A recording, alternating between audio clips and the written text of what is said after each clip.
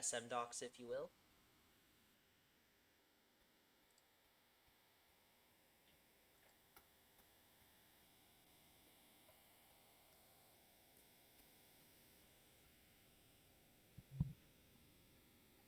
Chapter 29. Getting Through the Winter. A strong blizzard was raging outside.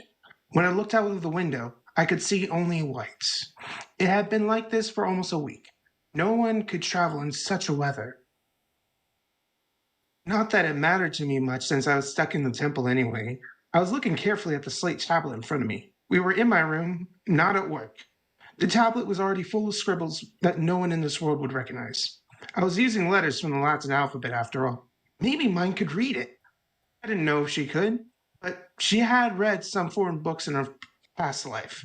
So there was that maybe. I decided that 4 sheets of paper will be divided among 4 parts of the story. Each sheet contained a timeline of one part. I thought that I would just focus on part 3 and part 4, since the first 2 parts were almost all the actual past by this point, although there still could be something there that could influence the future. Better safe than sorry. The timeline that the most important events were already there, and I was adding small events under them. I was trying to remember everything for. First, I wrote the memory on the tablet. Then, I put a reference of that memory on the paper, down between the events when it happened, roughly. A big chunk of events were all over the place since I didn't remember when exactly they happened. I chose rough estimates to get them there. On the other side of each piece of paper, I put people, names, descriptions, positions, and connections. Well, names. A bunch of them were probably misspelled since I no longer remembered how they were written.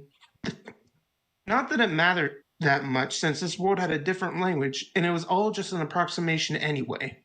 Though if I said someone's name and described them, it should be enough for the others to know about whom we were speaking. My 5th piece of paper was blank. I didn't know anything about part 5. Heck, I didn't know anything about the end of part 4, and those transitions were always lively. Then again, the moment I would show this information to anyone, most of that feature would go out the window. Maybe not. I told both Mark and Ferdinand, and the events were still happening as I remembered them. Technically, the environment was still the same, and people tended to be stubborn, acting their own way. I would have to do something drastic to uproot people's routines. Sister Mila, may I know what you're writing? Jenny asked from behind me. These are practice letters. Merchants use them when learning normal letters. It's basically gibberish, but it told me that it helps you when you want to make fewer mistakes during writing. Did that even make sense? It sounded weird when I said it out loud, but as usual, she said nothing to me in protest. I just continued with my lie. I was criticized for using my writing work in the high priest chambers, so I'd like to amend that. She remained silent after that. Her eyes were still on my tablet and paper in front of me. Wasn't this rude to pry on my writing like that? Whatever. There's no chance you understand anything from this. As I was working under her oversight, a very young gray priest with short blonde hair arrived to deliver an invitation. Hey, is it Jill? I wasn't actually sure since I had never seen him, but he looked like someone who could be him. I peeked at the chamber sheets with his name. I peeked at the character sheet with his name. Jenny received the letter on my behalf, and I was right. The invitation was from mine. That was fine, but no, it wasn't fine. I was secluding myself for a reason. Everything I touched, I could make worse. Whose idea was this? Was it just mine? Or did Ferdinand get tired of her hugs and shove the socialization on me? Maybe some of her attendants? Did Jenny push for this behind my back and ask them to invite me? A sudden flood of paranoia was washing over me. I was just supposed to sit in my room and avoid screwing anything up. Well, I couldn't decline with Jenny standing behind me. I was supposed to get close and spy on her. Thank you for delivering this. I'll send it to my tenant with the reply. Theo knelt and left the room. I grabbed my paper with the timeline from part 2. Hey, this thing is actually already useful. I was really glad that I had focused even on the first 2 parts. I looked at to put there. What exactly could I affect by this? The most important bits of my sheet were all tied to scheming of the new nobles behind her back. Mine's input was surprisingly minimal at this point. It would target her at the spring prayer regardless of what I said to her. Obviously, outside of me actually telling her that they would target her. Hmm, can do this. It will just be a polite visit. She was probably feeling lonely with just attendants around her. I peeked at Jenny at that point. I can sympathize with that. The moment that thought crossed my mind, another wave of panic washed over me. I could only visit her with my sole attendant. I hoped that someone had already warned her that Jenny worked for the High Bishop. Would they know she still worked for him and not for me? Delia visited her personally at his chambers, right? Or did she? Even now, when Jenny spent a big chunk of time with me, I had no way of knowing what Jenny did without me around. Would Delia would Delia, how do you pronounce that? I'm having Delia. troubles. Delia. Delia. Delia, okay. It sounds like to me, it sounds like I'm pronouncing it Delilah.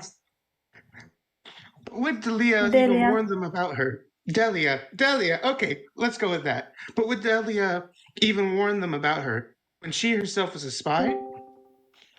I should probably warn her just in case. My mind was now trying to answer how I could pass this message.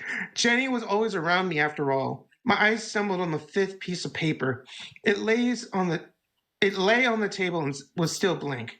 I really wanted to continue writing more references there as I would eventually run out of space on the other pieces. Those light novels had thousands of pages. There is no way I could summarize everything on just 4. I would need many more in the future. For now, that could wait. I had the blank sheet. I could write the warning on it. Once again, I heard a scream somewhere in the back of my mind about the cost. That one piece of paper, even after the discount, was equivalent to 3.5 days of me working. If mine had been warned already, and she would just say something like, duh. No, I don't want to think about it. It was better safe than sorry. Jenny, I decided for tomorrow at 5th bell. Please deliver my message. As you wish. As she left, it gave me time to write my letter without her seeing. I scribbled my text and folded the paper through multiple triangles. I didn't actually know any particular shape, aside from the basic paper airplane, which every child made at least once in their life. But a paper plane would also scream loudly, "Hey! Somebody here understands concept of a plane! Wink, wink!" I wanted to shape it in something resembling an envelope, but eventually I ended up with 2 triangles at 90 degrees to each other. Hey, at least it can stand on its own. It wasn't what I wanted, but nobody besides me knew that, so it could be passed as something. Anyway, the most important part was that Jenny couldn't quickly unfold it and peek while I wasn't looking. Unlike if I had just folded the paper in half, I speedily put it away and sat down back at the table. She returned a few moments after that. The next afternoon, we departed to the orphanage director's chambers. I gave the paper to Jenny so she could present it as a gift from me. Interesting shape. She remarked. Right? It makes it look more fancy. I acted as if I didn't even think about it, and we arrived right at 5th bell. Fran let us in, and we climbed the stairs to the second floor. It was always surreal when I visited a place that I had read about. There was more white than in my imagination, but everything in the temple was more white than I had bothered to visualize in my mind while reading. We exchanged our first greetings, even though we had already met multiple times, and I presented my gift. In appreciation of this meeting, I wrote a short poem for you. Jenny presented the folded paper to Fran, and he gave it to mine. She unfolded it and began reading. I'd actually put it into a poem, though not really a good one. Beware. My one attendant, smiling behind me, reports to the High Bishop directly. I am warning you, don't discuss it with me. Things you don't want him to hear, exactly. I had only a few minutes yesterday, so that was the best I could do. I wanted it to sound cool, but I immediately felt more awkward than I had written it as normal text. Challenge was done, of course. There's no way I could waste valuable paper on redoing it. Though mine's reactions Though mine's reaction made me immediately forget about it all. It was pretty clear on her face that she didn't know. As her eyes got wide and she now wore a more fearful expression. I mean, seriously, how is it possible that no one has warned her? Judging by your reaction, I've yet no, I've yet to learn. No, I've yet to. I have yet a lot to improve. I tried to back her up and she put on a weak smile to cover that. Not at all. I'm thankful for it. But now she was hesitating. If I had to guess, she had a hard time coming up with a safe topic on such short notice. I knew that feeling very well. I was literally staring at the paper with the timeline the whole evening yesterday to remember all the topics I wanted to avoid. But in that case, I had a pretty easy topic conversation on hand. Books. What else? I've heard that you like to visit the temple's book room quite often. Maybe you can recommend some books that I haven't read.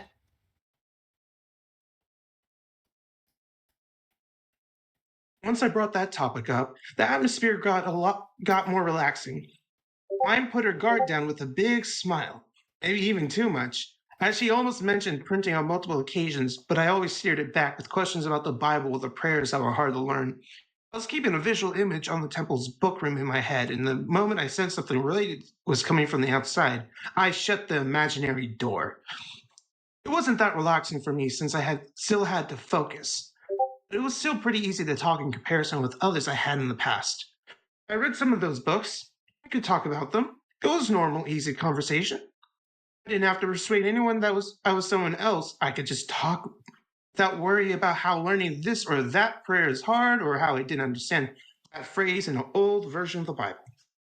We talked for almost a bell, and at the end, I was celebrating inside that we managed to get through without mentioning anything important. Although Jenny looked a bit perplexed on our route home. Sister Mila, you did not talk about anything besides books. I stopped and turned to her. It wasn't even 3 minutes, and I had already put on my persona. It was tiring. Can you tell me the only two things which, when threatened, caused Sister Mine to crush someone? This time I gave her time to answer, but she wasn't responding, so I was forced to answer it for her anyway. The first one would be your family. That one was quite an event, right? And the second one was for books. She crushed her own attendant when they disturbed her while she was reading. I wasn't aware of the second one. Jenny admitted. Well, it was mine's first day at the temple. Only Gil, Dalia, and Fran were present at the time. Fran reported it to the high priest. Dalia, apparently, didn't do the same with the high bishop. It probably wasn't that important to her since Gil was the one being crushed. You do remember the start of the Harvest Festival. Why do you think a blue priest messed up the book room for her? I know where I can push.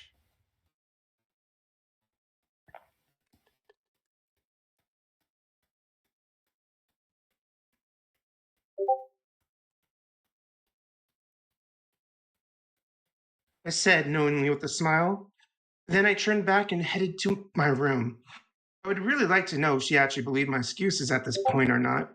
The next day, I got chewed out by Ferdinand for interfering. I didn't receive any other invitations after that, so at least I knew it wasn't his idea. Winter days went by pretty slowly. There wasn't much distraction except for work and some books, and I wasn't a person who would read every book just because it was a book. I already ran out of books that were interesting, which left me with work, but even that diminished slightly. I thought the winter would be full of paperwork, but there was probably some positive effect of compounding mines, Daniels, and my efforts. To my dismay, it also gave me more time when I was just sitting in my room, bored as hell.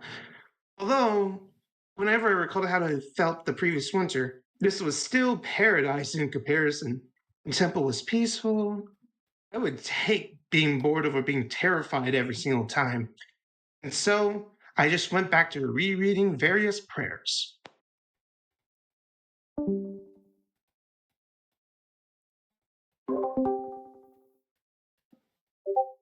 Okay, Blue Robe is the only new character, I think. Are the rest present? So do you have a Ferdinand and a Bezowans?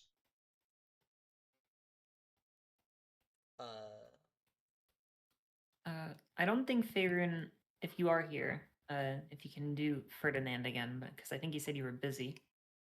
And I think we are indeed missing our Bezavans. Oh, damn. I can do Beza once. I want to do Celeste in the future, so I'm not going to take Ferdinand, which is a pretty big role. Okay. SM Docs, you want to help out? I think a Sendox would fit Ferdinand. Yeah, me too. Well, And then I'm not sure anyone how it would goes. go about me as a voice, though. huh? A I'm neutral not sure how it voice? would go about What? my natural voice. Okay. Yeah, but less. Yes. You have a lively voice. Just make Yeah. it Make a little it bit sound- more dead inside. Exactly. Yeah, get depressed. Yeah. You gotta sound Yeah, absolutely unfortunately, I miserable. don't know what. Yes, just sound like you're are being forced to do chores. Exactly, yeah. Fine, let's go with that. Like that? Or how? Can I get an example, please? Mila, you I'm trying to- fool. I don't know. I'm not very He's, good at Ferdinand I'm trying to voice. repeat what you said, but You my were all mic was too muted. expressive. Oh shit. That was funny. Mila, you fool. Like that? Yeah. That's good. Okay. Yeah, Yep. That sounds good. All right. Blue Robe. I'll just do the random blue rope. Alright. It's just one line. Okay. Dedication ritual. As the dedication ritual was closing in, Ferdinand called me one day during my morning shift and handed me the sound blocking magic tool. Why are you smiling? He looked at me with suspicion. I'm sorry. Magic tools are just so interesting to me. Magic is cool, I wanted to say, but I knew that was just the perspective of someone from a non-magical world. He ignored it and went to give me instructions. In regards to the dedication ritual, the first day you will attend with other blue priests. Then you will ask the High Bishop to attend at the same time as mine and I. Can I just ask him? A commoner making requests to the High Bishop sounded audacious at least. Obviously, you are his spy after all. If I was the one suggesting such a thing, it would be suspicious. It would be suspicious. Okay, I'll do that. He took his magic tool, and I got back to my workload. The first day of the dedication ritual came soon after. Once again, I stuck out like a sore thumb without an actual ceremonial robe. I didn't like the feeling of sticking out. My only attendant escorted me to the ritual chamber. The few blue priests inside looked at me with a curious look, which morphed into ridicule after a while. She doesn't look like she can afford one, I caught among the whispers. I was just smiling awkwardly and continued looking between the altar, chalices, and the red carpet. I consciously wasn't making eye contact with anyone. It wasn't actually that bad. The first moment of standing out were nerve-wracking, but then I just replayed in my mind all the memories from the story after mine had become the High Bishop. It really made it palatable, knowing that there was a time limit on this. Another couple of priests arrived. They largely ignored me, which was preferable to be honest.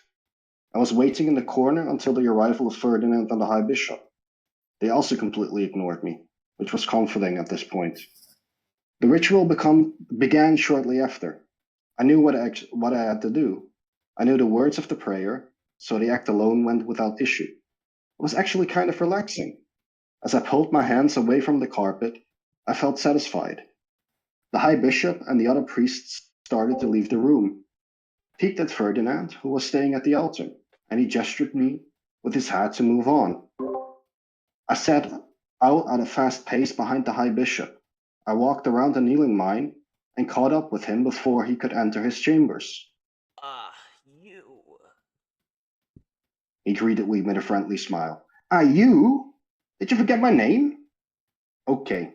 Maybe I wasn't the right person to be shocked by this, since I had never referred to him as anything but the High Bishop. But I think I could remember his exact name. It was something like Besenvast, I think.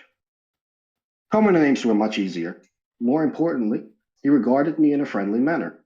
That must have meant that he was satisfied with my spy work. That was great. I wondered if you could be. I wondered if I could be of more use, since I noticed that Sister Mine is attending the ritual separately. Would it be possible? Would it be possible to use your authority and persuade the high priests to let me in, so I could observe them? Great idea. Commoner shrine maidens belong together after all. He grinned, showing his good mood. I am grateful. I knelt, and the High Bishop entered his chambers with his escort. After that, I stood up and went to my own room. My task for today was finished. The next day, I entered the ritual chamber after all the other priests had left. Ferdinand was already there, and mine came in shortly after. She looked at me, but she didn't seem surprised, so he probably informed her beforehand. Let's begin. Ferdinand commanded immediately after the door closed. Not wasting time for anything else, I put my hand on the carpet. I was apprehensive of today's dedication. I didn't forget that offering mana in a group put the most risk on those with less mana. And I was certainly the one with the lowest amount in the room. I tried to set up a hard limit to control how much mana I would be letting go. Mine put her hands on the carpet as well, and we began reciting the words of the prayer. This is too much. At first, I thought I had it in the bag as I was holding on, but the force outflow gradually increased. It started like a small stream, then turned into a small river, which grew and grew, and so at last it felt like a flood. Come on, isn't this enough? I shouted inside and began uncompressing the mana to keep up with the drainage. That made me fine for a while, but I started to feel sick. It was getting worse and worse. We can pause here. Said Ferdinand. Finally! I almost collapsed. I complained to him internally. Mila, go sit there and try to regain your strength. Mine, we are resuming the prayer. We are almost there. We weren't actually done. It was just me being out of commission. Not much could be done there. I could still feel the mana overflowing. I could still feel the mana flowing, but it was just mostly like a weak air current. They finished the mana offering after a few more minutes. Are you okay? Mine asked me. Judging by her expression, I must have looked bad. She is fine. You can go. Ferdinand drove her out of the room. He obviously didn't want her to interact with me too much. I understood that. I had basically told him he would be successfully reaching his goal, and the only thing potentially threatening it would be me changing something. I wondered if he was now second-guessing himself at everything like I was. You look awful. He said, when there was just the two of us left. You said I was fine. I was a little bitter about his statement. After all, he could have paused the ritual sooner for me. Those are two completely different statements. He retorted. Is my mana too low after all? My only frame of reference was that yesterday was quite relaxing for me, while today I felt completely drained. That meant I was somewhere above a blue priest and below Ferdinand and mine, which was a completely useless skill, as that was like saying somewhere between 0 and affinity.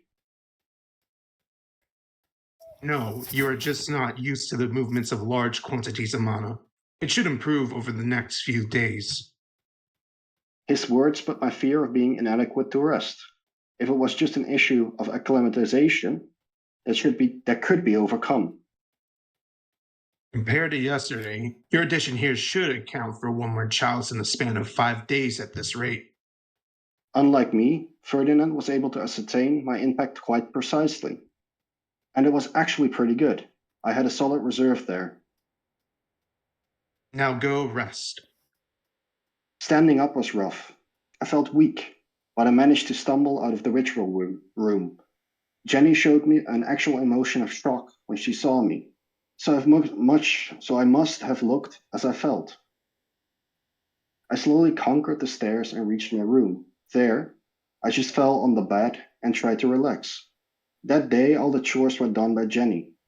I didn't have enough energy to move. The best I could do was to sit when she brought my food.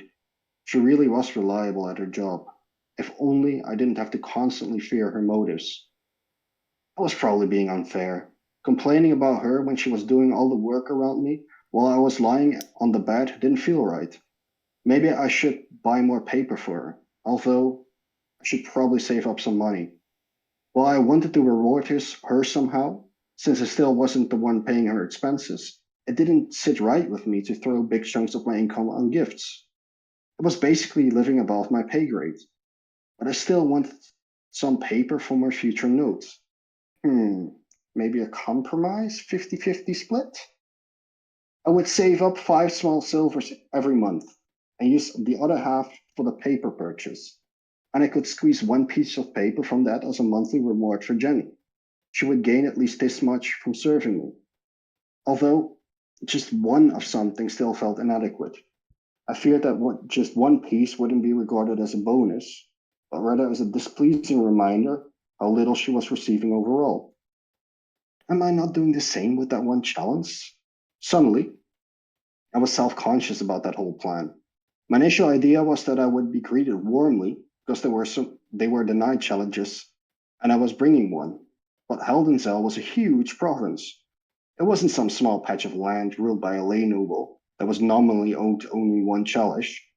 What if they didn't treat it as a bonus from me, but rather as a mockery? They were denied chalices, and now they would receive just one, brought by a commoner shrine maiden. Wouldn't they think of that as an insult? I regained most of my strength by the evening, so I was able to have a bath, and in the morning I felt completely fine, as if nothing happened the day prior. Yesterday, I was quite worried, but if I could get together after every day, I could ask Ferdinand to let me fill 2 chalices. If there won't be any hiccup, I should manage it. Barely. All I had to do was to repeat yesterday every day after the dedication ritual. So I went for another round. I got sick and had to stop prematurely once again. Nothing really changed there. I had hoped that the second try would be easier, but it wasn't really. So I was just sitting in the corner while Ferdinand and mine finished. After she left, I asked Ferdinand about my idea. Are you mad? You were sickly just from your current flow. How do you expect to go even faster? His refusal was adamant, but he misunderstood my intention. I don't want to go faster. I would just collapse. I tried to explain. Then you certainly won't finish it in time. At our current rate, we will end the filling of chalices in 5 days. But are you not going to bring additional chalices from Fermaltag? I won't. He stopped and sighed with an irritated expression. His eyes were closed. I'm going to, right? Sorry for revealing that. I gave him information that he wasn't supposed to have yet. But was I really at fault, assuming that such a decision should have been made long before the actual ritual? I blame Sylvester for this.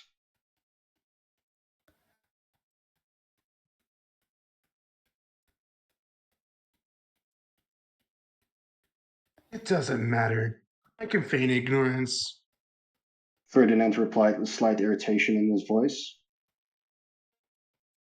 More importantly, even with additional chalices, your math doesn't add up. Not exactly. My count was correct. I looked away for a moment because I didn't want to reveal even more, only to get back to his stare full of suspicion. Do you want to know? I asked silently. I don't. So I left the room. I went straight to my bed and left everything to Jenny. Will you be able to continue with the offerings? She asked when she brought me dinner. I was already feeling better at the moment, but I probably still looked bad. There's not much choice now, but since I volunteered, I should have taken my own advice instead of trying to take someone else down to my own detriment. Please take the hint. I'm talking about you. I was trying to frame this as my initiative backfiring on me. Ideally, she would learn from my mistake. We were just one season away from his visit. I would really like it if she wouldn't be an active participant in that whole mess. The third day really was the charm. My body was finally getting used to it. I still felt weak and sickly, but less. Every following day was better. After a couple of them, I resumed to do my own chores, which prompted Jenny to ask me whether something changed with the offerings. The flow mana from Sister Mine is getting weaker, so it's easier to participate. She's probably reaching a limit, but you can inform the High Bishop that I believe she can still be squeezed more. He would be bringing 10 additional challenges anyway, so I might as well suggest it and play my part. Not that she was anywhere near her limit. Ferdinand used to do it alone, and now, when they were two on the same task, there was plenty of leeway. This way, the High Bishop would be happy that she was being overexerted. But nothing would change, since I said she could offer more. And it was just like I thought. The day we would have ended, he brought it back with 10 more chalices, with wearing a grin on his face. While he was asking mine to fill them, he looked my way. I nodded with a smile. His grin got deeper. It was so easy to play along with my future knowledge. I got my additional day and finished my own hard work.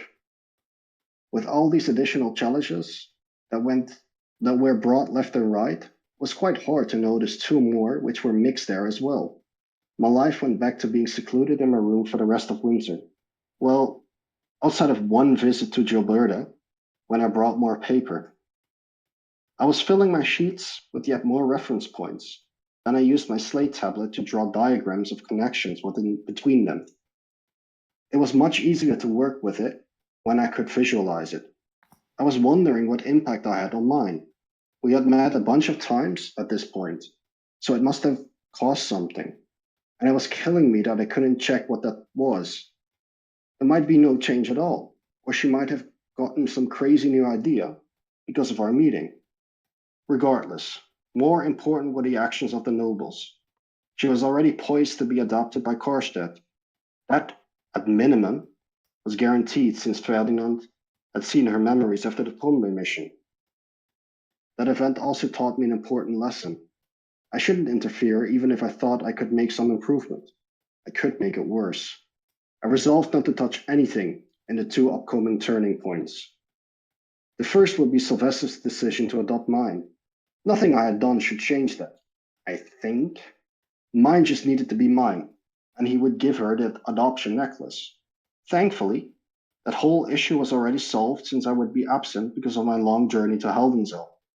I would not meet him, therefore I would not screw up anything. The second would be his arrival. I had done a lot of thinking about that one. And so I had like 1,000 improvements in my head, from outright telling Ferdinand to avoid getting stuck in his hidden room, to some small one like warning someone that Delia would take Dirk to the High Bishop. But the chance that I would cause some unintended consequences scared me. So my plan was simple. I would just hole up in my room and let everything play out. Hey, and maybe the fact that Jenny spent this whole time with me changed something. At minimum, if she would be with me in my room, and obviously, she could not do anything negative during the actual event. This would be so much simpler if I could just write it all down. I mumbled to myself. If I put it on like 20 pieces of paper, then rewrote it, then thought about it, rewrote it again, drew some connections, rewrote it again until I would be sure that I had a foolproof plan, I would have a little more confidence in changing things. But when just doing it in my own head, I always forgot what I had been thinking about a few steps ago. Could not comprehend fully what could affect what. So the best possible course of action was to do nothing.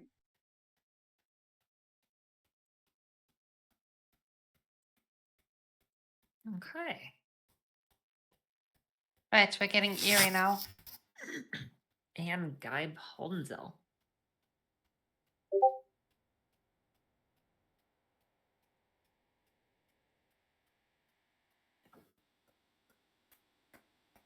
Do we have any volunteers for Irie?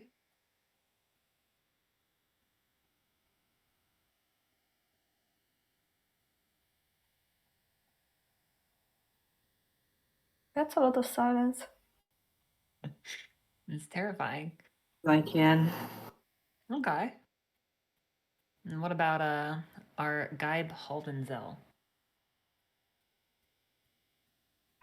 Is that how that's pronounced? I have no idea. Because I've always pronounced it Geeb in I my was head. I pronounce it Jeeb. Me too. No, the reason Yeah, I but- pronounce Guy is just because the I comes first. Because with the Lease gangs, I pronounce it Lease because the E comes first. That's the only reason. I could be entirely pronounce wrong. it Lazy Gang.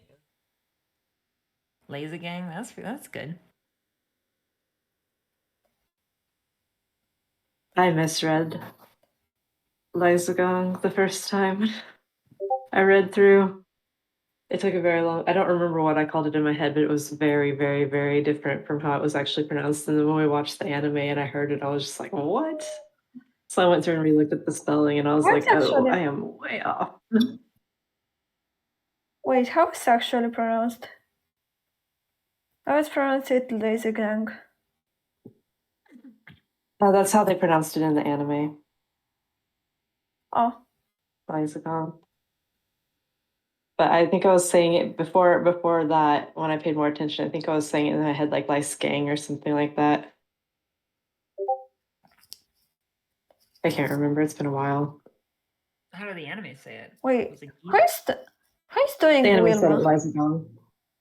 No, for I was doing Wilma. What, Shoko? Geeb.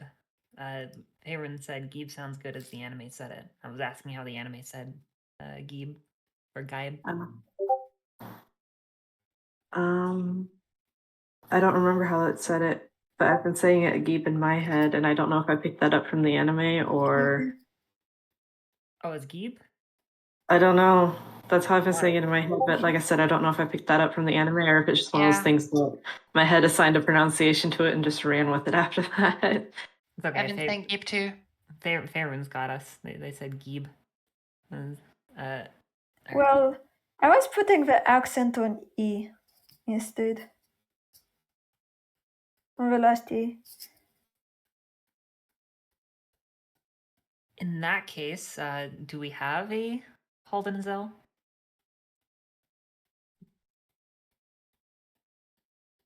I can be your Geeb Holdenzel. Thank you. Bien ally. I don't know how to say your name either. There's several pronunciations. The intended one is Biennale, but the proper modern one would be Genale. Ah. So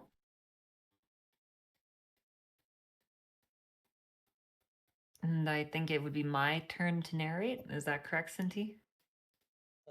Yeah. Okay. Well, assuming everyone's ready, we can begin. Chapter 31, My Journey to Holdenzel. This is your route. Ferdinand showed me points on the map of the duchy. I got confused by looking at it.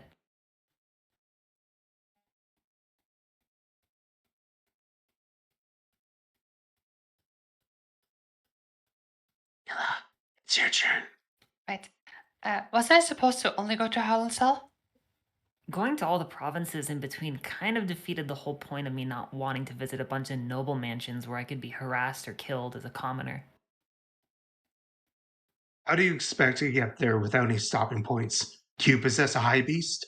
Well, obviously not, I replied in my head, but now that he mentioned it, it was pretty obvious. Why had I not thought of that? I just thought that since in the story every province had already been covered by the other priests, I would just be sent to that additional one that was not. I'd shot myself in the foot. Why would I ever think that Ferdinand would do arrangements just for me? I was always going to take this route with multiple stops. All I had done by suggesting Haldensel was to prolong my travel and give myself more work. Not to mention how I had been pushing myself through all that sickness during the dedication ritual. There was no need for me to do that. Now I understood why he had been willing to let me attend the ritual at the same time as mine, when he obviously didn't want me to interact with her. I guess I didn't help myself by mentioning Halsel. I put my hand over my face. Provide mana to a province in need and lessen the burden on the people there. Right. I mean, I did tell myself in the past that I want to look back one day and have that satisfying feeling that I made things better. And being responsible for a whole province, not just struggling with food, was one of those things that I could actually be proud of. Yes, I just had to sell it to myself better. I struggled through the dedication ritual so I could save farmers from starvation. That sounded good to me. With that out of the way, I concentrated on the logistics of my journey. I didn't want to make the same mistake again. Meanwhile, Ferdinand was giving me a basic rundown. You will be accompanying a blue priest who had this route previously. Is it one of the ones who would ignore me? Or those who would hate me? If I had to spend weeks getting abused, then maybe the nobles would not be my biggest problem. That's irrelevant. I chose him because he struggles with money. He would probably just ignore you. Will I be bribing him? You don't have a cook. You don't have a carriage. And if you get abandoned again as during the harvest festival, you don't have an attendant either. Ferdinand recounted my situation with a dissatisfied tone. I was a troublesome package he wanted to send far away, but my lack of funds made it quite a difficult problem. But if he had paired me with someone who struggled with money as well, we could save up on the expenses.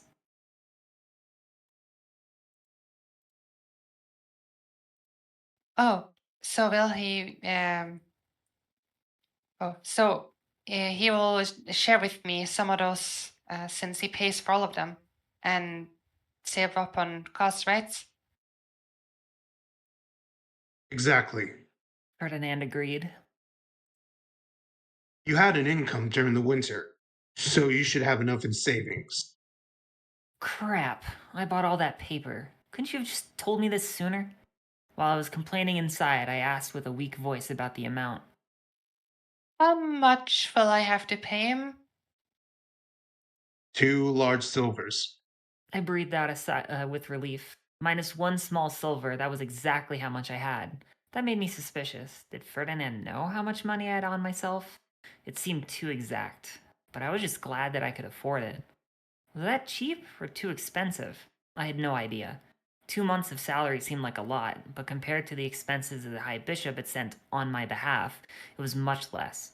It had been a scam, but he must have based it on something. So I just thought of it as an average for a blue priest. But Ferdinand said that this priest was struggling with money, so he might be on the poorer side. I decided it was probably a lot, simply because I couldn't see a blue priest just sharing something with me for cheap. But there was no point in dwelling on it. I would have no alternative otherwise. Thank you for arranging this on my behalf. Without Ferdinand speaking with the priest, I would have no way to travel, so I really was grateful. As spring prayer was about to begin, Jenny once again disappeared without a trace. She could at least give me a heads up. I didn't rely on her this time since I had already paid for a substitute, but still, it didn't feel right. I decided to ignore it. I packed things in my bag and went outside where the carriages were parked. There was a very young shrine maiden kneeling in front of me. She had orange hair, and her facial features reminded me of Ness. She looked how I imagined Ness would be looking when she got older. It made me uncomfortable because my mind just decided to think randomly about what kind of a job a gray shrine maiden often did for their masters, and I just really didn't need having mental image of that and Ness at the same time. Maybe she only does normal attending work. That's why Blue Priest had all these young, attractive shrine maidens as their attendants, right? I pushed those thoughts away and approached her. Welcome, Sister Mila. My name is Erie. I was assigned to be your attendant by my master. She greeted me with a smile. And looking forward to your service. I replied. I was aware that it could just be a polite facade, but she looked content. I didn't have any knowledge about her, so there was no way for me to tell. Though it also meant that I didn't have any bias against her. I probably didn't need any guard around her, so I could just act friendly. I entered the carriage, and we embarked on our journey. The blue priest lending the carriage to me had left shortly before I arrived, so we needed to catch up with him.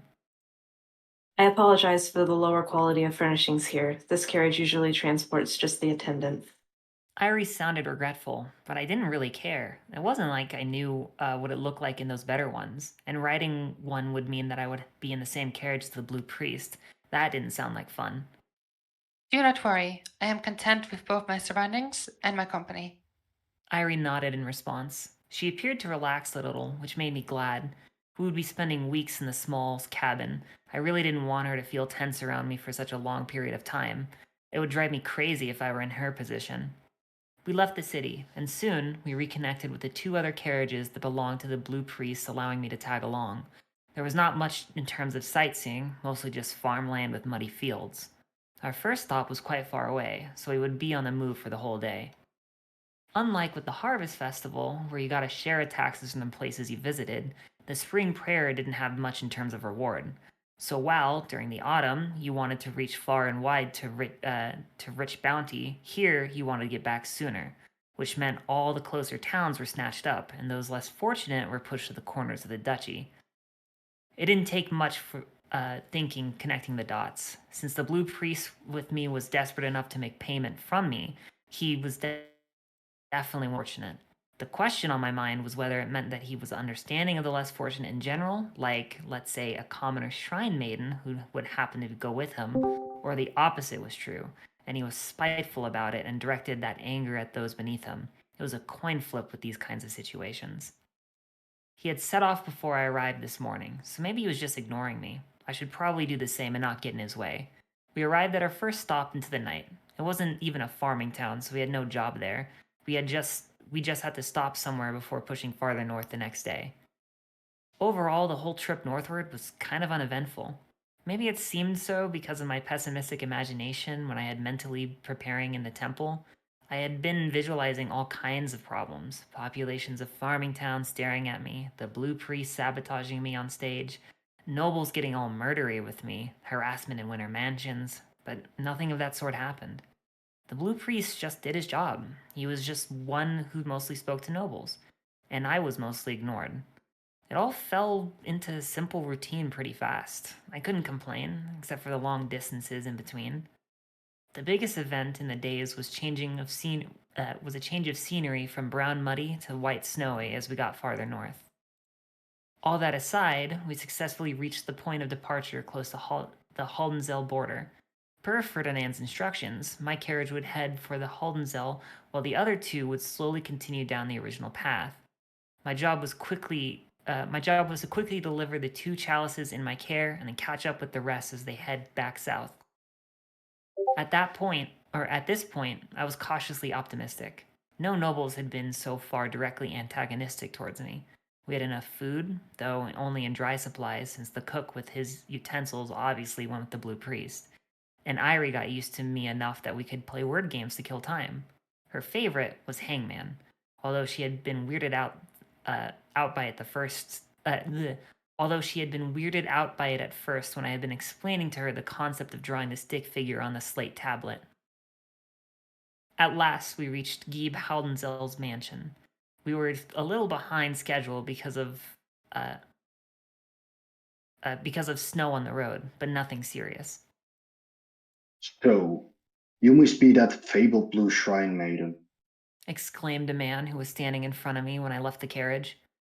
Was that Gieb Haldenzell? Geib Haldenzell? I think Gieb.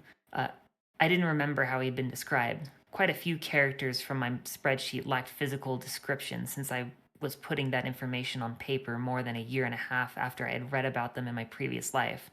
Not to mention, I hadn't remembered them all even when I had actually been reading the story. Thankfully, quite a few of them had their own illustrations. The moment I thought about the illustrations, I got a quick flash of a picture in my memory. I remember that beard. That's him. I knelt and greeted him. After that, I could clear the misunderstanding. I apologize, but you were probably thinking about the other blue-eyed maiden that showed her richness of mana to the Knight's Order during the healing ritual. There's another one? He looked surprised. Mine's display of power had been so successful that no one apparently bothered to mention that there were 2 Shrine Maidens. That could be considered a success. Yes, she and Lord Ferdinand are responsible for filling up to 90% of all chalices in the temple. Saying that should probably drop any expectations he had for me. No miracles for me. My introduction to the temple managed to increase the number of available chalices too, I handed him over the chalices with a smile. although these were also filled largely by their mana. It would have been satisfying if these specifically were filled by me, but it wasn't like we had been filling them separately. I just added a small fraction to each of those. Yes, these will be a great help to us. You've done well. I am thankful for your words. This feels nice. It was exactly the reception I was hoping for, but I still needed to focus. I didn't want him to spread this around.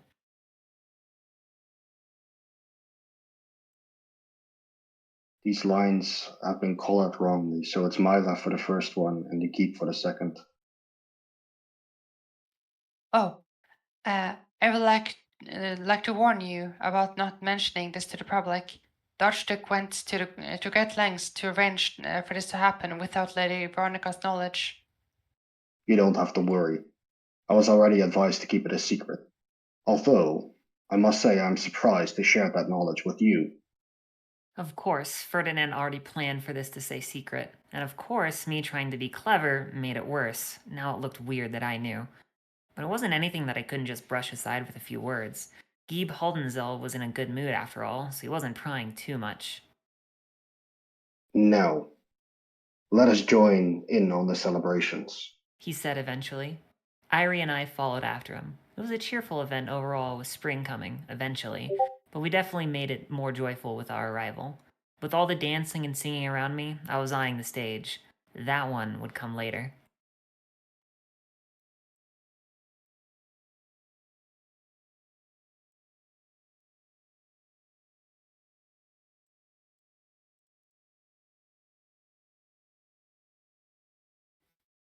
Jeez, that's a lot of characters.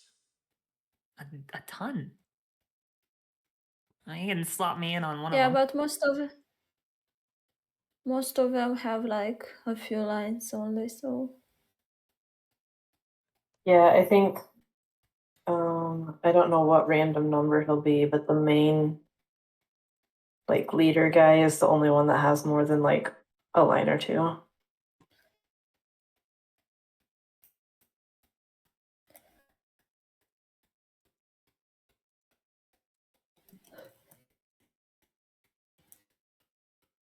Okay. So who wants to be a head bandit?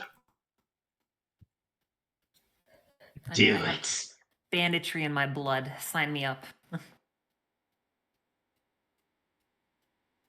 Choco for head bandit? I can either be head bandit or I could be random one. Yeah, that's head bandit, I think. Random one. I'll be number 2. Who wants to be 3? Well, I just I put could be a random dice tree. down. Hold on. Oh, that's Oh, also okay. good. Oh, that Let's works. follow the Yeah. random then. All right. I'm happy to be 3. I'll take Oh, a random all right. 6. I'm 1. Did For I this miss chapter. anyone? I don't want to like, whatever. Who's narrating?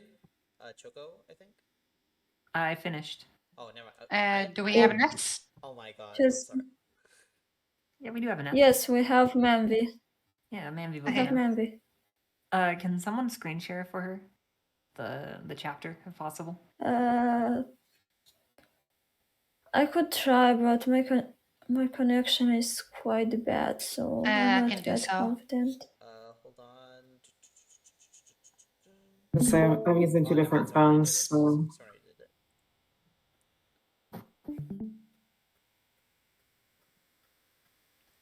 all right. So everybody has an assignment. think I got everyone. Who is speaking. My Okay, voice is okay. double. My voice is double.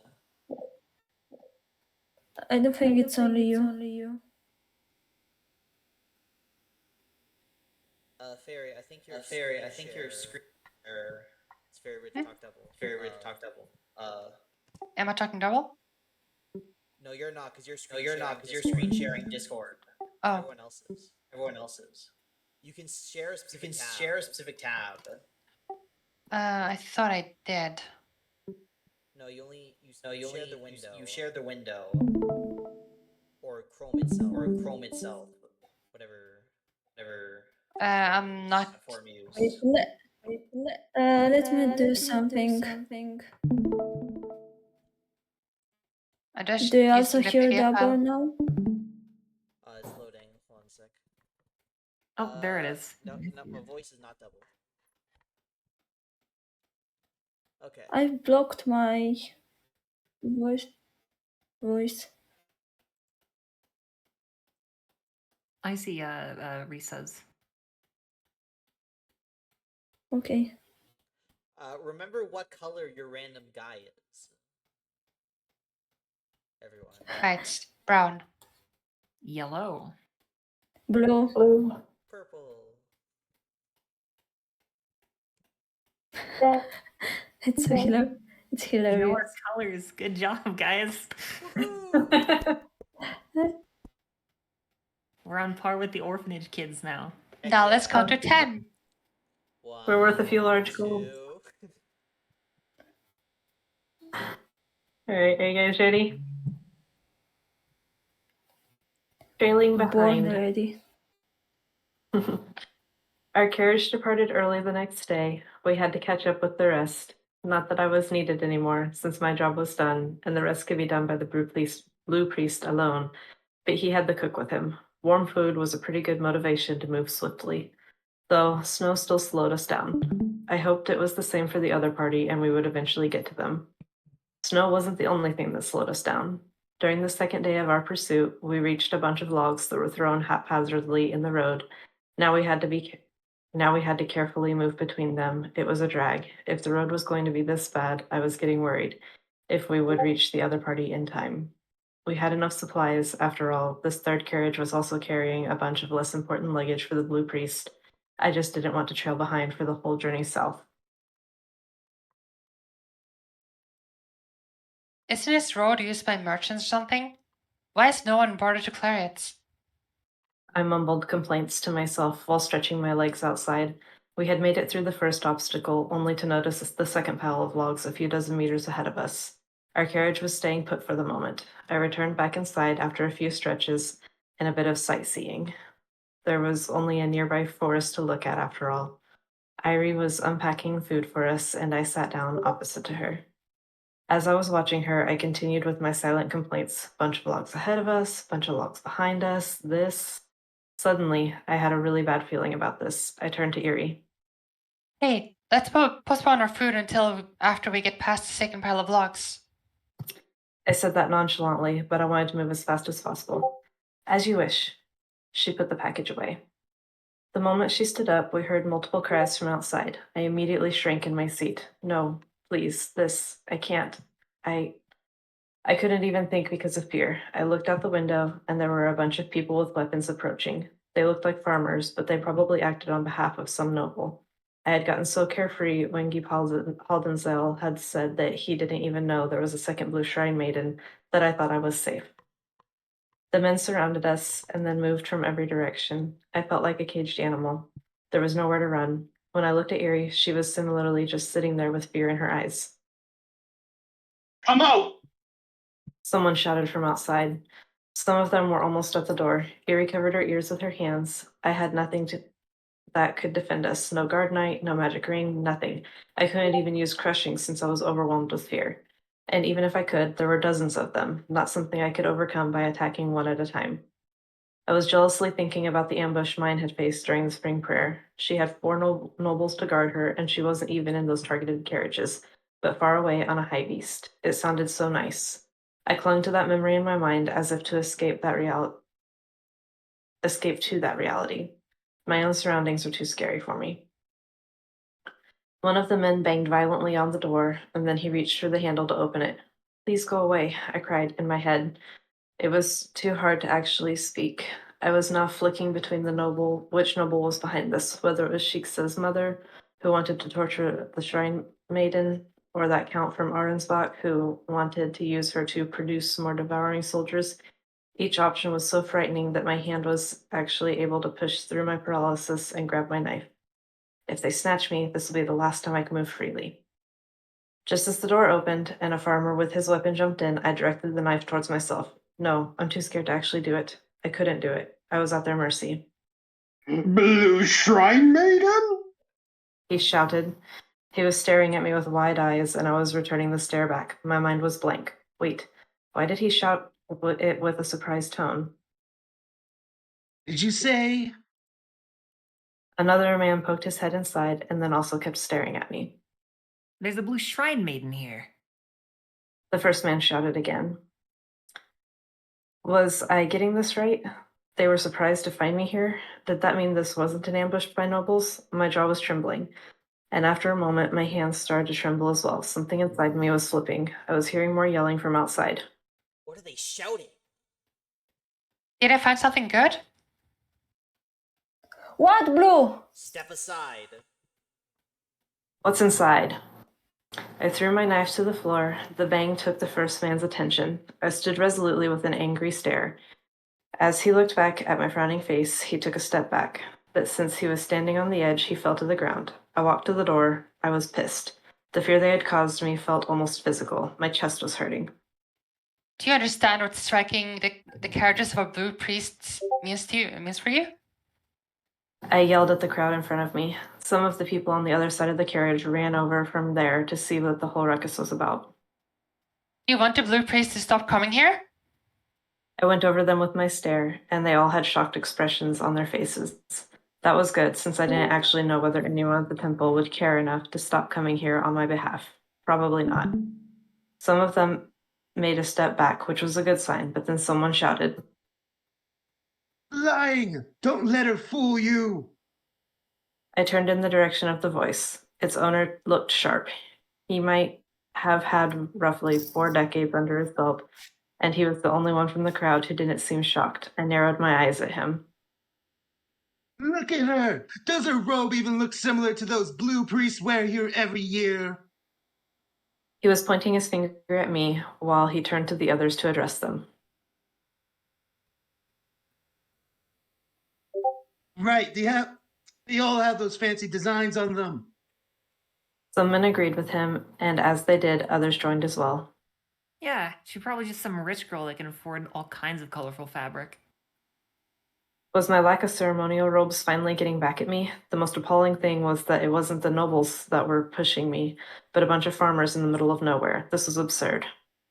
Do you seriously think that we're always wearing those? And do you seriously think that we are always wearing just one thing? How many blue priests have you seen outside of ceremonies?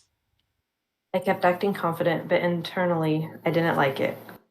I almost had it just a few moments ago, but once that one man said I was lying, the crowd split into 2 groups.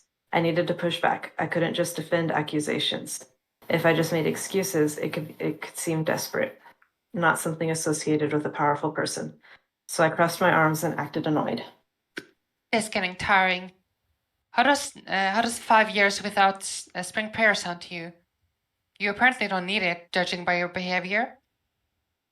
Yep, threatening seemed to do the job, as roughly 3/4 of the people put their heads down. Hey, you shut it! Some of them hissed at those who were still arguing. The crowd was getting more and more silent. But then, once again, the man with the sharp attitude began rallying.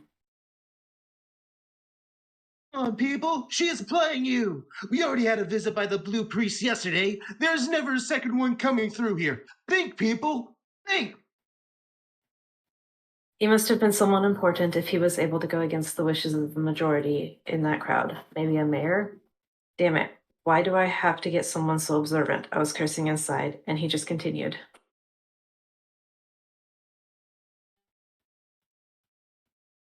When have you ever seen a blue priest in a single carriage? Look at her! She is just a little girl trying to act tough. Well, he was spot on. I was just acting on the outside. Inside, I was panicking. But I also had months of experience in acting at this point, so my facade remained still. I didn't flinch, and that earned me some points. Hey, but what if she is? Yeah, she might be. Some people around him started to whisper. That was good. That meant I could do one more threat and would keel over. Most of them looked like they didn't want to continue anymore, which made my opponent push even harder. It doesn't matter. Even if she was, she obviously doesn't go to our town. Was he thinking that I didn't have power over their particular town? Well, he wasn't wrong in my case, but if I was just a random Blue Shrine Maiden, that would be pretty silly.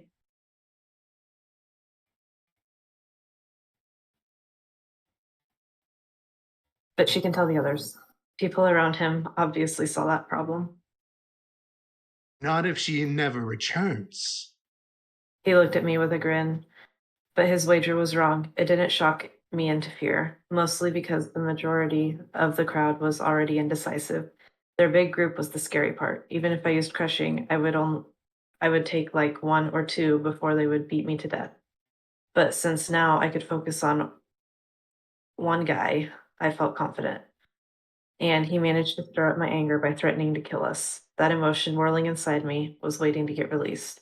Enough! I shouted. The crowd turned their attention to me. Look at her eyes! Look! What's happening? Then my opponent collapsed. Hey, what happened to him? His neighbors were trying to stand him up again, but he was already unconscious. My stare wandered over the crowd, and I caused a few of them light pain. Do you seriously think that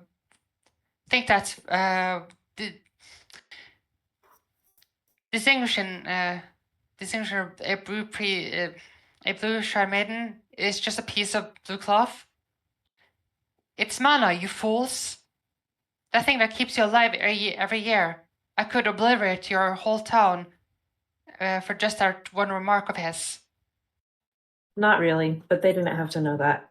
I was channeling the noble attitude, and it worked marvelously. There was complete silence, not a single voice of disagreement, though it helped that my main antagonist was still unconscious. What do you have to say in your defense? That one sentence was enough for them to drop on their knees and plead for forgiveness. They were shouting over one another, and I sighed in relief. Get those logs out of my way, and then get lost.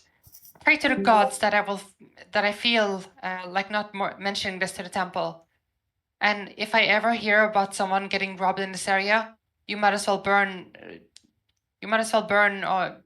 Down your own houses before I send someone to do that on my behalf. I was just barking random threats at this point. It was fun. They were running around pushing the logs that had been obstructing our way, then they finally disappeared into the forest. I closed the door on the carriage and sat down. I realized that my heart was still pumping hard, but my adrenaline rush was over. I exhaled loudly. You really are strong, Erie exclaimed enthusiastically. I looked at her as she was smiling with relief.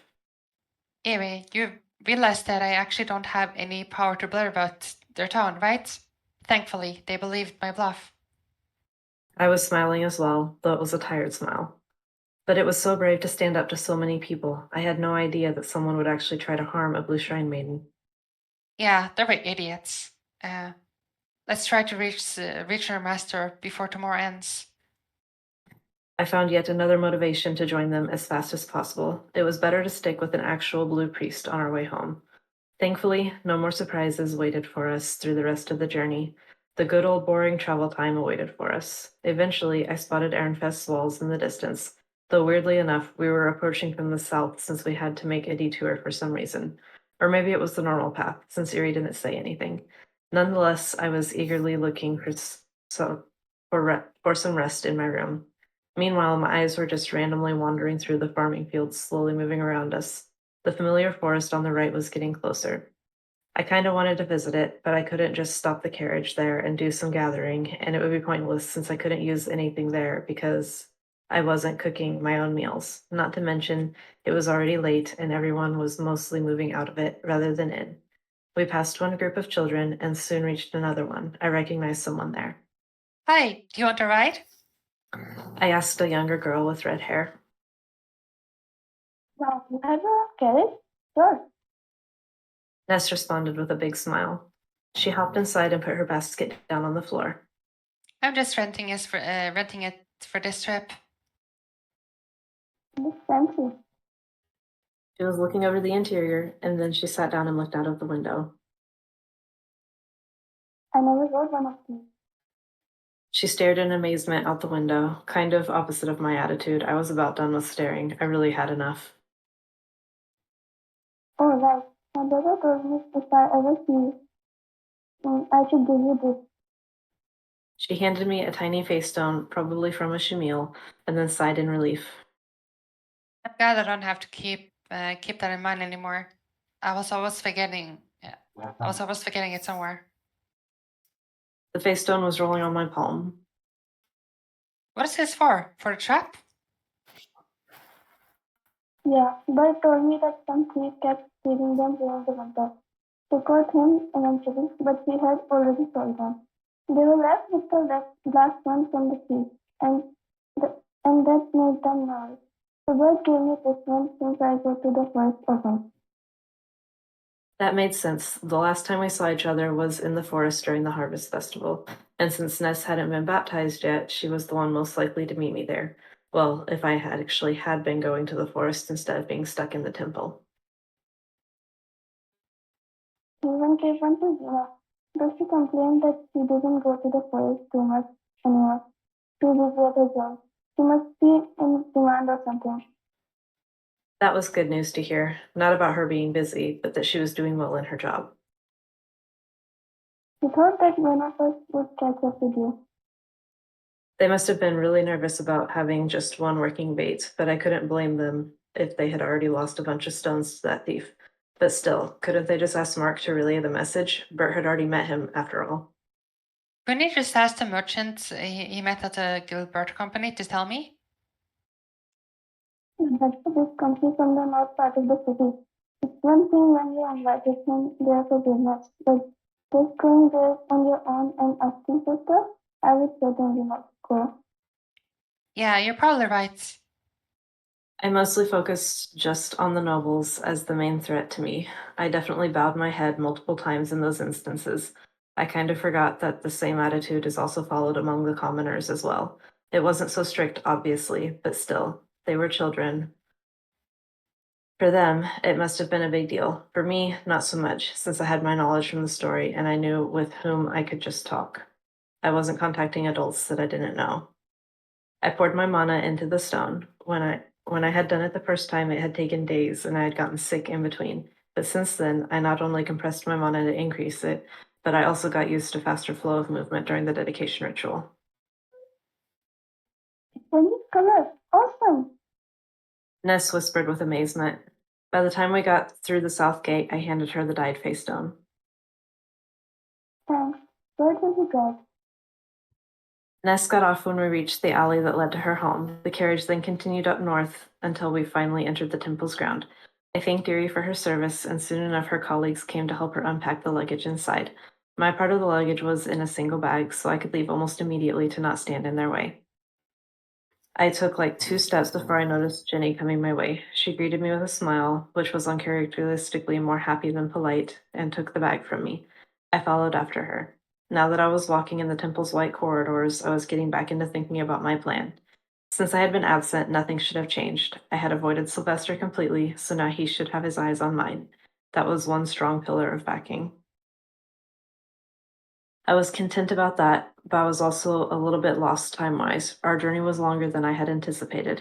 It was so slow because of the snow, and then we had a slowdown because of Halbensel, and there was also a detour at the end. I actually had no idea when exactly I was. I tried to do some mental math on days, and I almost bumped into the kneeling Ginny in front of me.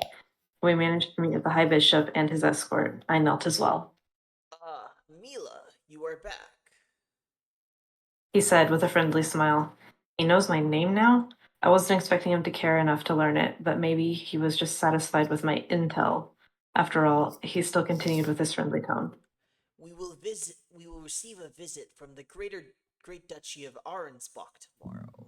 Count Bindewald himself showed a great interest in meeting you and mine.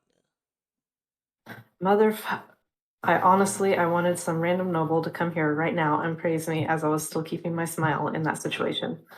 Those months of playing my character were put to good use. But seriously, he just threw me under the bus, and he was wearing that friendly smile as if nothing happened.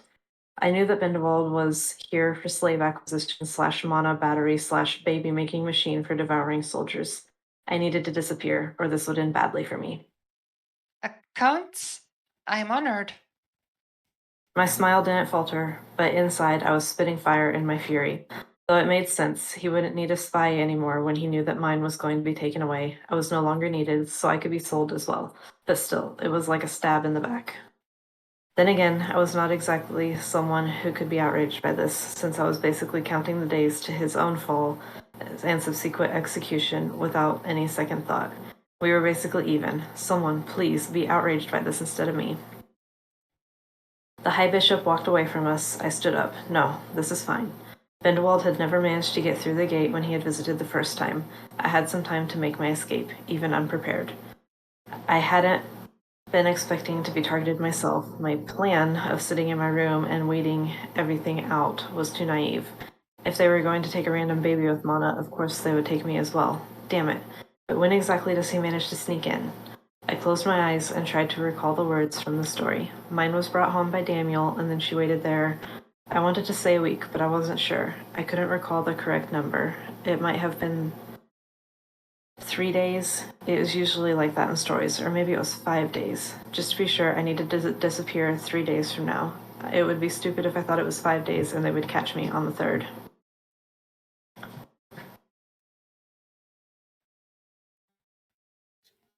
I need a short break.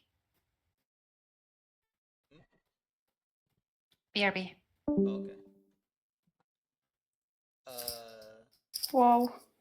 I guess we'll take a short, like all of us will take a short break then.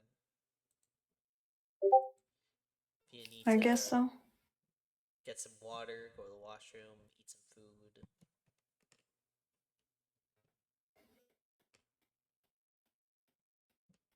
Sounds like a plan. So Fairy, I think she left, but Fairy would normally go next. We have enough chapters left anyway. Never mind. I was gonna suggest we skip Fairy and let her do like the mine chapter at the end, but we're gonna do everyone anyway, so.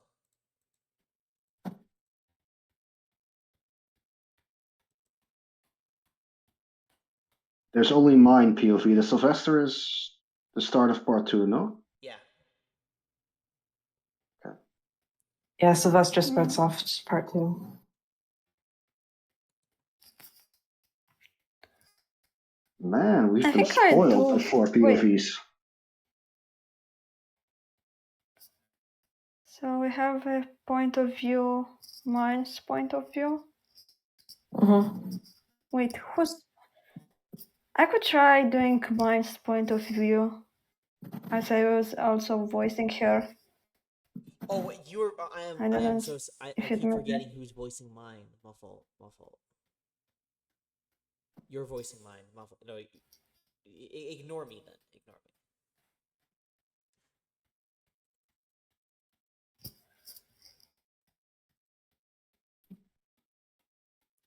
I'm back. No, we do not ascend docs. We'll probably figure it out when we get there. Anyways, Fairy, you're the next narrator. I think someone. Yeah. I think someone left the call. I don't know if. I think it was Risa. No, I Risa's don't. here. I don't know. Oh, okay. When you share, for some reason, your tile doesn't disappear for me, but hers did. So I wasn't sure if like she left or not. I need like 90 seconds though. Okay. Someone. I don't remember. I have terrible memory. Did whoever leave have like was voice acting? No.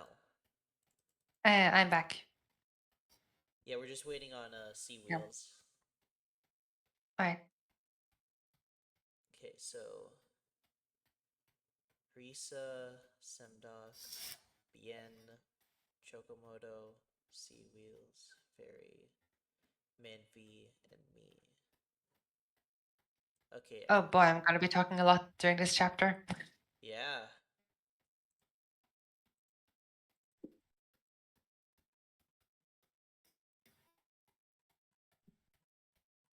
Sorry, when you suggested we take a break, I did. Okay. Yeah. Okay. Is everyone ready then? Okay, so Starla left. Okay. Do I So start? yeah. Finding refuge. My finger was nervously tapping on the table in my room. This was the last crucial event.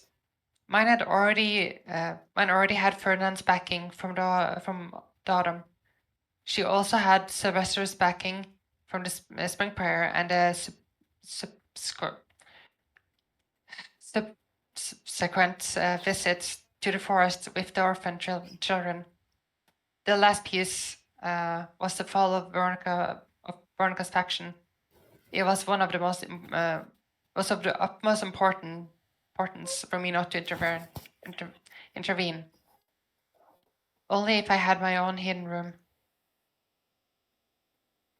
I could just stay there hidden and not screw up anything by helping. As the time was nearing, I got more and more fearful. I was constantly running over things I might have influenced. Binderwald's survival shouldn't be infected. I had no dealings with the Eastgate nor with the nobles who were in on the plan. I also trusted that Ferdinand would not just. I also trusted that Ferdinand could just pull off his plan, even if I told him that it would be successful. He wasn't someone who would just become overconfident and then just ruin the outcome by being complacent. I had probably laid his trap already.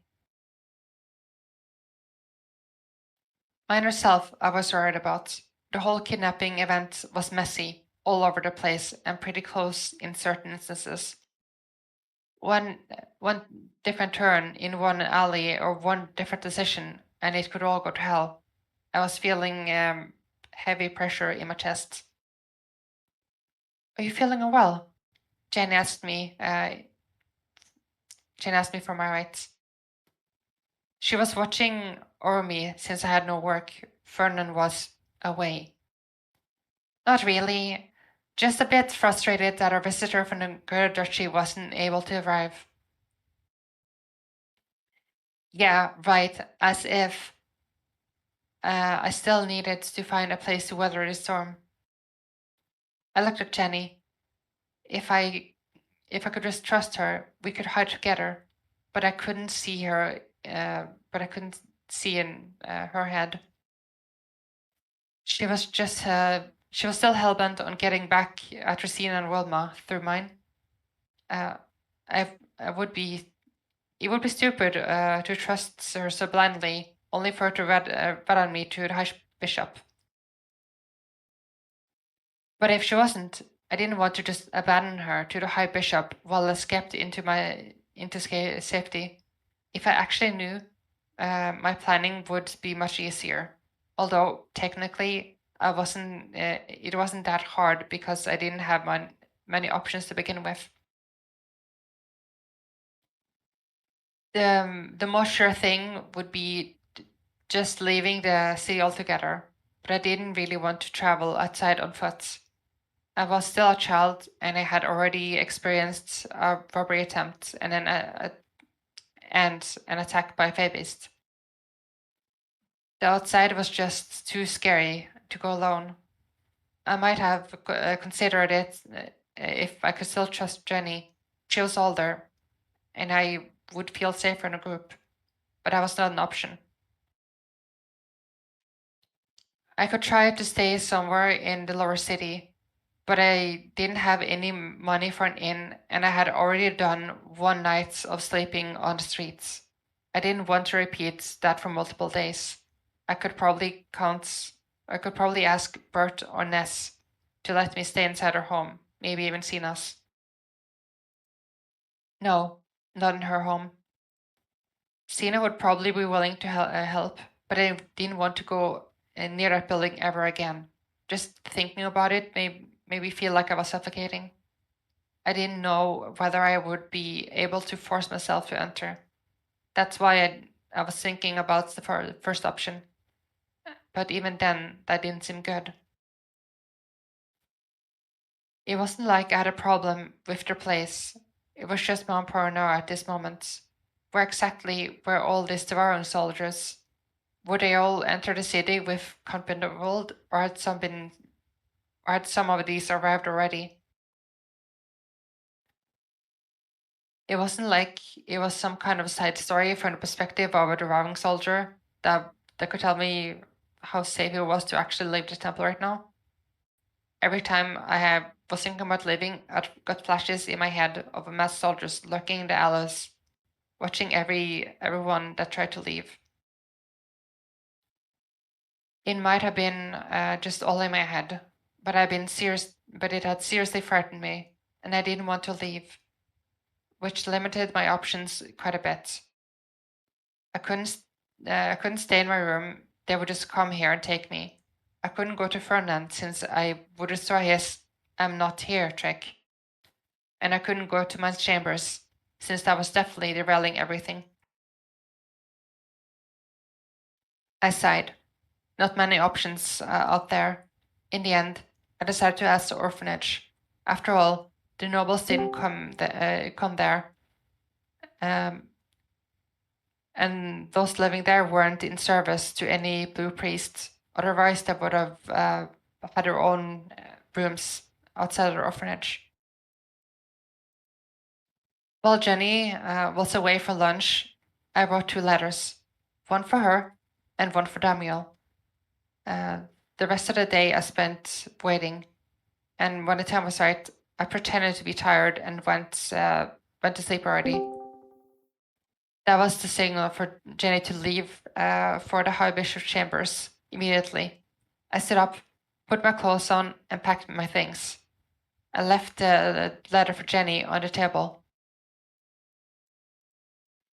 Dear Jenny, do you remember our discussion about the High Bishop and collateral damage to us? This is it.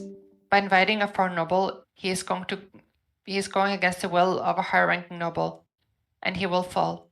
I am leaving the city for a few days. The day the count from Orangeback arrives, you should not be in their presence. Take sickness or hide in an orphanage.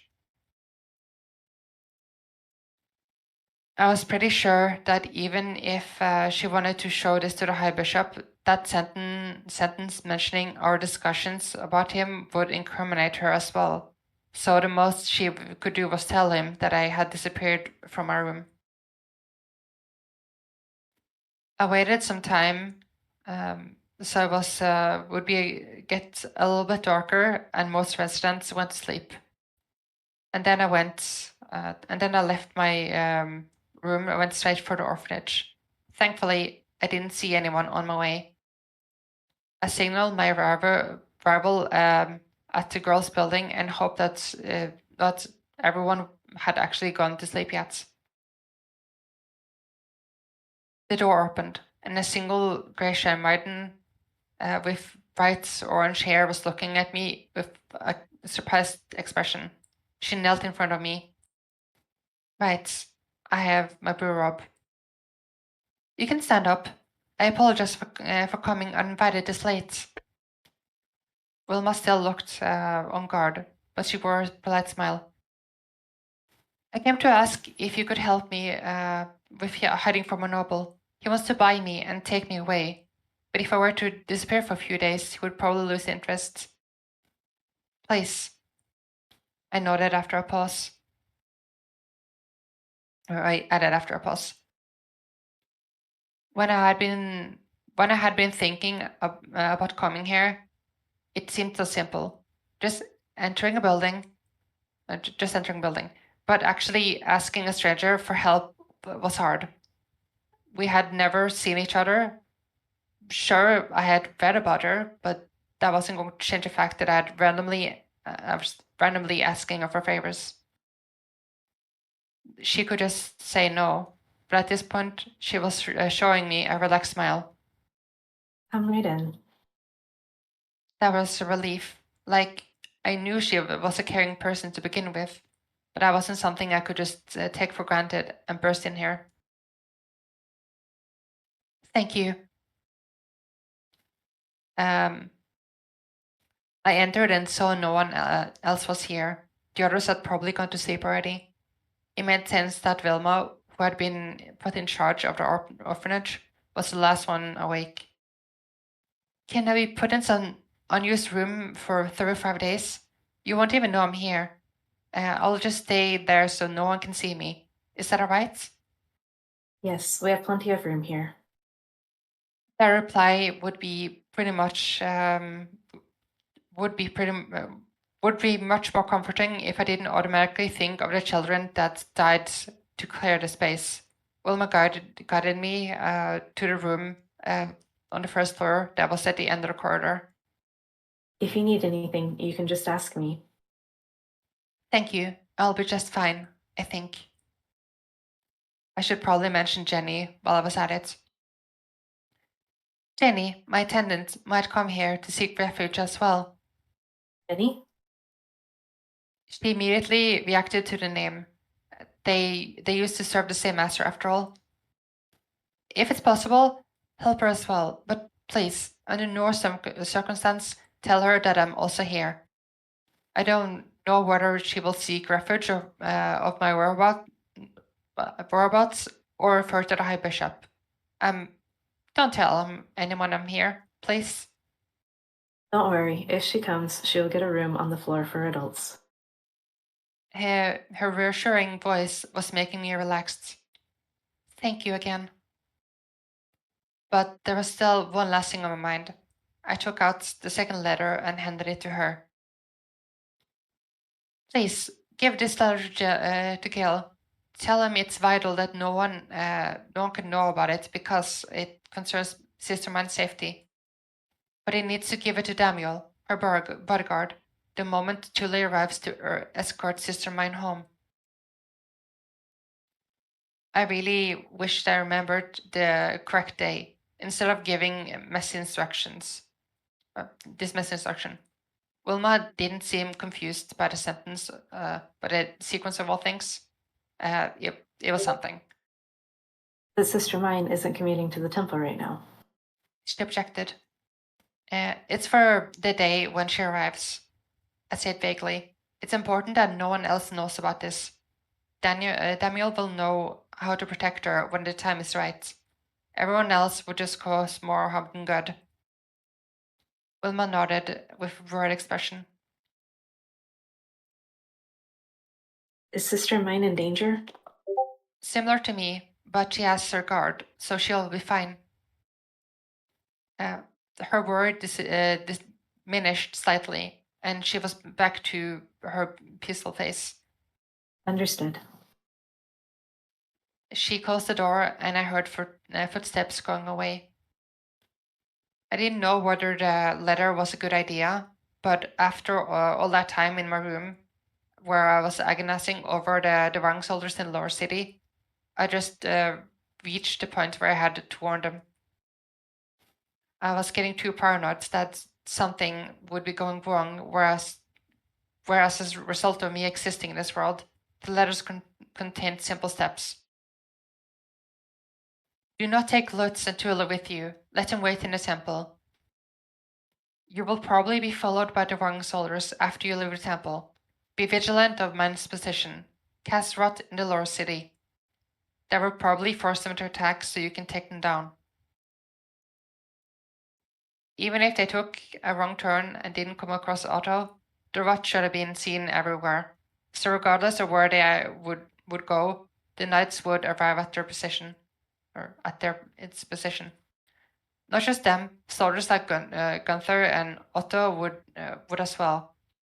And since Samuel would be ready for the attack, it should avoid any danger of mine getting grabbed while he wasn't looking. And if Gunther followed the rots, he would always catch up with them as well.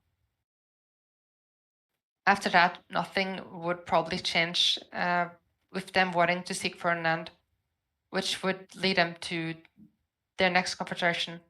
That was at least my hope, as I was lying on my bed and I was slowly drifting into sleep. Oh boy, I'm tired.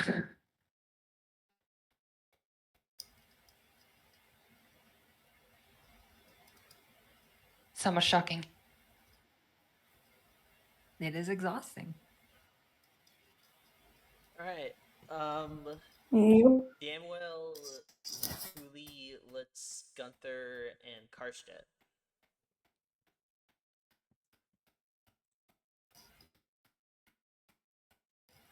I can do one of the lads. Oh. Don't really have a preference.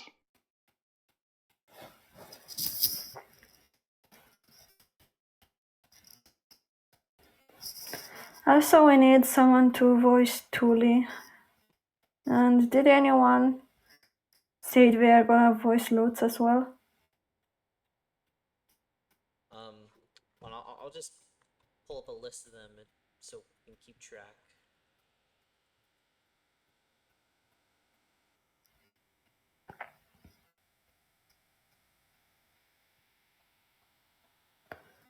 Who voiced Damwell last time? Wasn't you, Cindy? This is the first time Damwell showed up. I voiced Otto. No, Didn't he show up during he the did Trombe mission?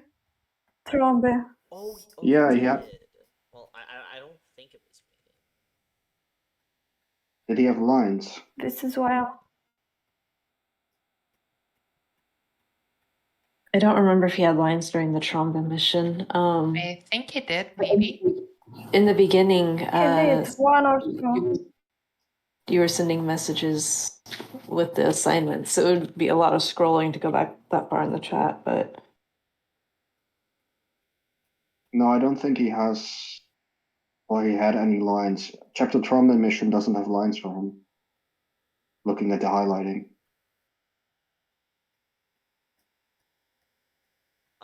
Anyway, I'll voice Damwell.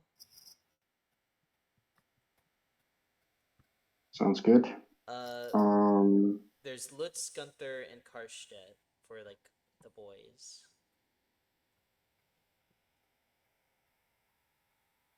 You can do Then I'll both. take Gunter and a Samdox both those. I was gonna say SMDocs can do both Karstedt and Bonifacius. Yeah, exactly. That all that's left is Lutz and Thule. I guess I could do Thule. She doesn't have too many lines. Alright.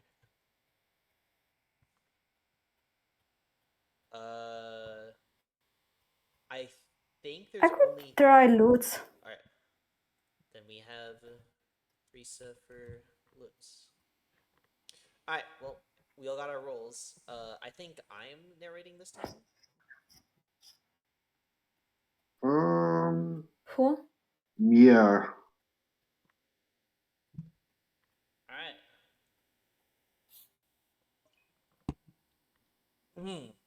Waiting out the storm.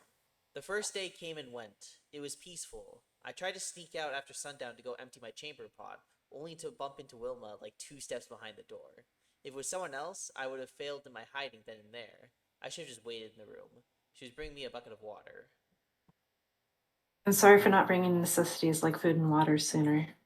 She was apologizing inside my room. No need for apologies. We didn't actually agree on anything yesterday, and I would rather stay hidden. Rather stay hidden than be discovered because I received food during the lunchtime.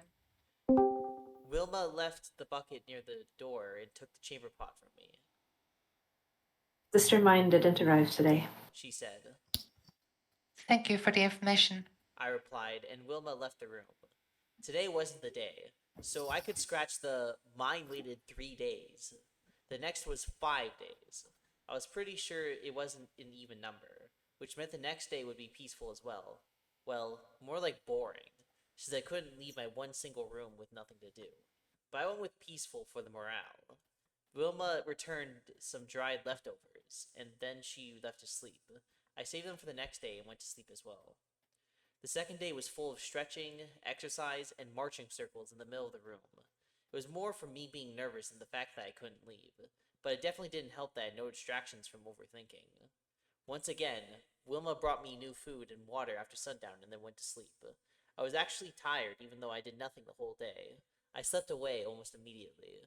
The third day went the same as the previous one. Nothing was happening, and I was just lazing around until late afternoon.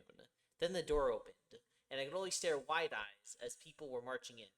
The first was Damuel, then mine, then after her Lutz and Thule, and the last one being Wilma. She had "I'm sorry" written on her face when she made eye contact with me. I was just recuperating from a mini heart attack caused by the sudden opening of the door, so I didn't pay much attention to her. But as they all walked in, my heart was slowly calming down, and was the only thing I could do was face palming myself. When I put my hand away, they were all just looking at me. I take it you didn't go to the lower city? Why would I lead the apprentice whom I was tasked to protect into a possible ambush? Daniel was looking at me as if I was the biggest idiot. Maybe I was. I was so fixated on what people in the story should do that I was an awful judge of what normal people would actually do after receiving my warning. All my plans went down the toilet the moment I wrote that letter. Once Gil gave the letter to Damwell, he decided it wasn't safe to leave the temple and wanted to know from where he got it.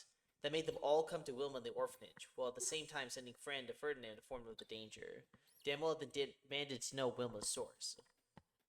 More importantly, how do you know there's an ambush planned there? He asked while eyeing me for a response. There was no point in this charade anymore. I had already messed it up. There wasn't even frustration in me anymore. I was just tired. You know what? It doesn't matter anymore. If Bindenwall was here, it already meant that he got a fake permit from Lady Veronica, and that meant she'd already committed treason and was going down. Sure, it would be better if mine was attacked as the Archduke's adopted daughter, which would put Bindenwald in confinement. But who cared? Maybe him sneaking to the city would be enough. Which all meant that all we had to do was wait this out. They could actually just sit here with me. I nodded to myself and turned to Damwell. The noble from Arsbach, who tried to enter the city 5 days ago, succeeded today, and he is in the very temple. He's in this very temple with the High Bishop. He wants to collect Commoner Shrine Maidens with mana to produce more Devang soldiers for him.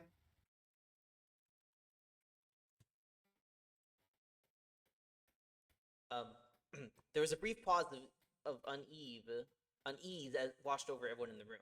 I, on the other hand, was getting more and more relaxed. I was familiar with this feeling by now. Once the thing got broken, I no longer had to worry. I turned to Wilma.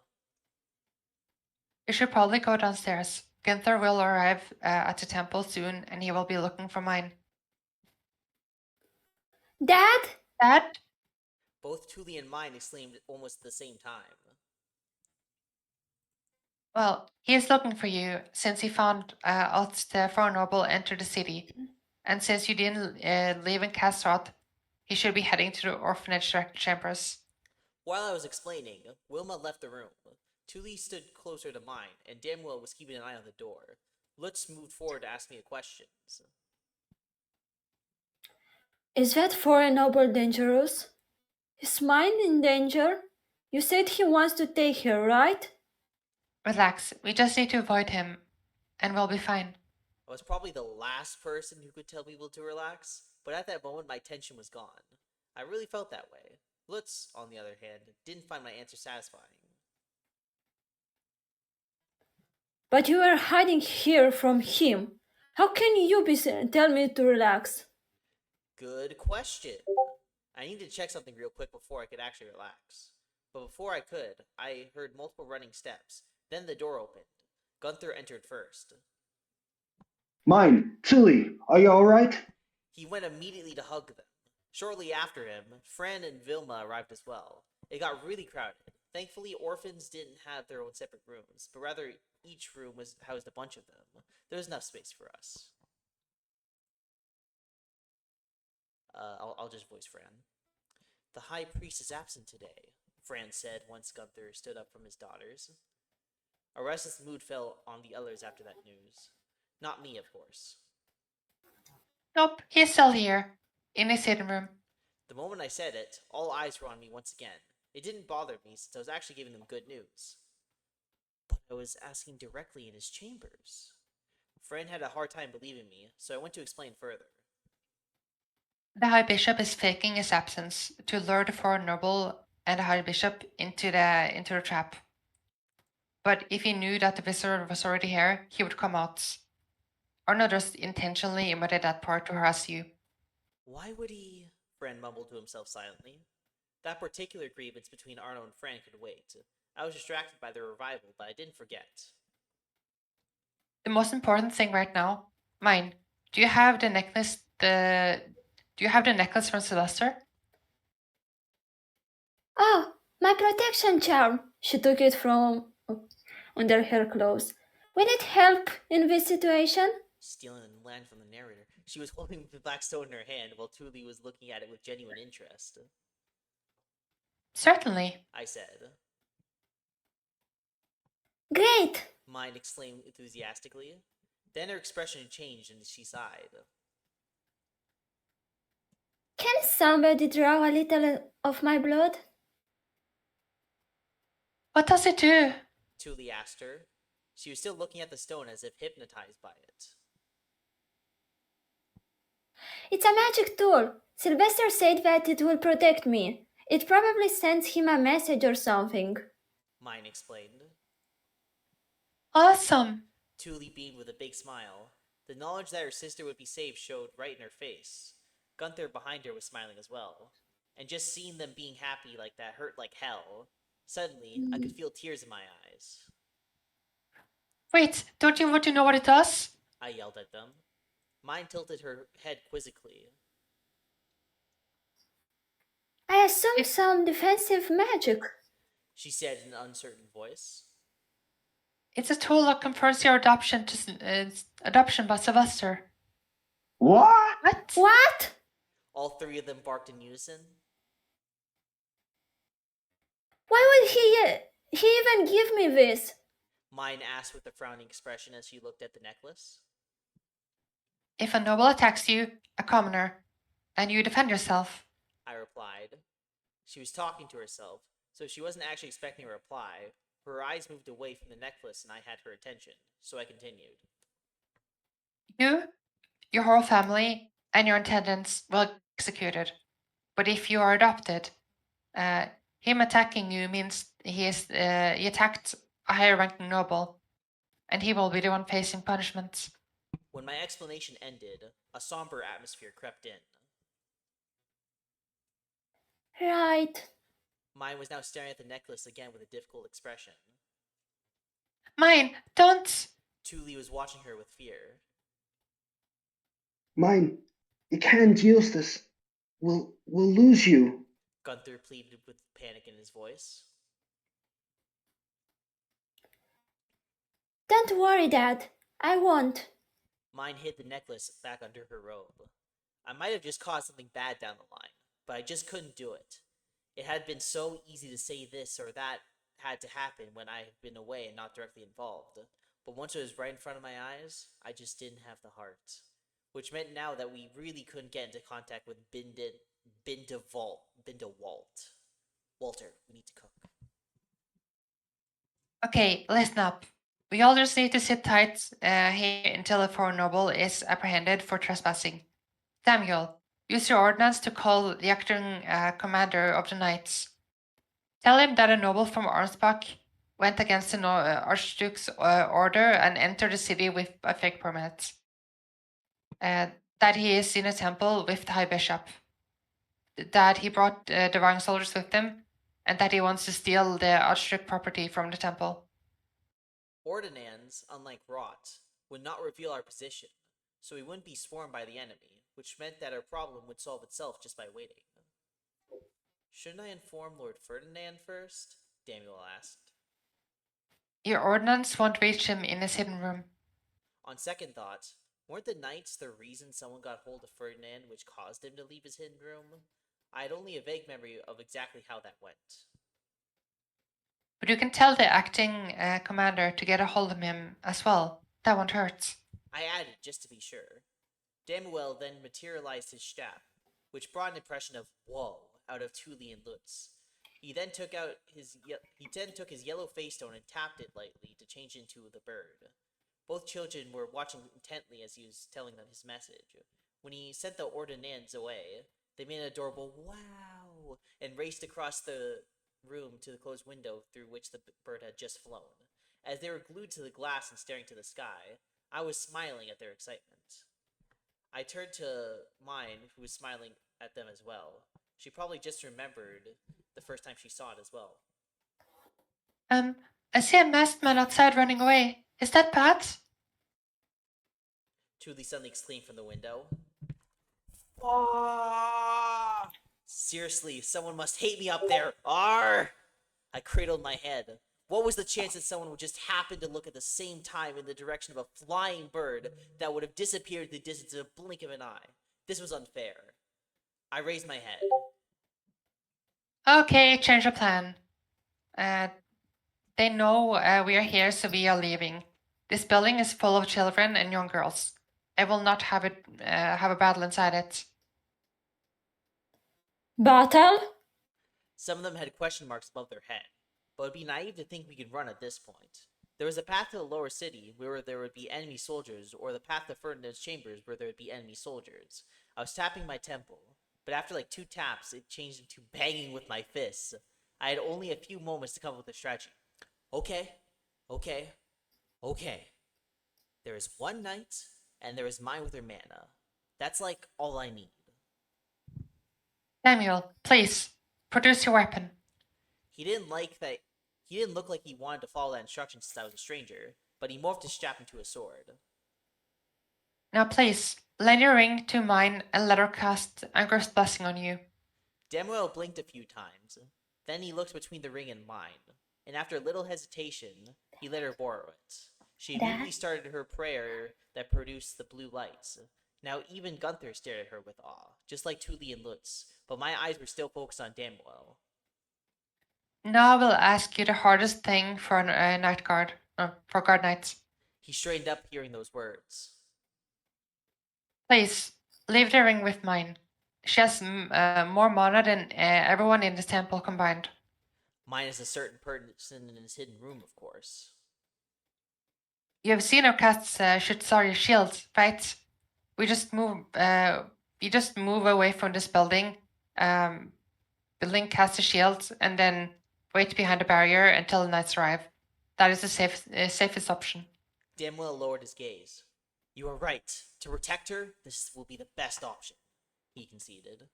I could see him tightly clenching his fists. It wasn't an easy decision for him. I'm sorry. But I didn't have time to dwell on this. Julie, Lutz, and Wilma, please stay in this building.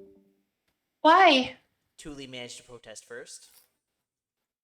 They are after blue-shirted maidens. I pointed at mine and then myself. We are the baits. Where we go, they will follow. That means if we are far away from you, you will be far away from the danger. But we can help. Lutz backed Thule up. Gunther put a hand on his shoulder. He understood immediately. Please, stay here, both of you. You can help mine the most by not getting into danger yourself. If I don't have to worry about you, I can fully focus on worrying about her. He said jokingly, but his smile was tense. Both of them nodded and stayed with Wilma. As we were leaving the room, the ordinands came back. Understood. We are on our way. Sounded during our march through the corridor. Understood. We are on our way. Echoed as we were nearing the stairs. Understood. We are on our way. We heard on our way down.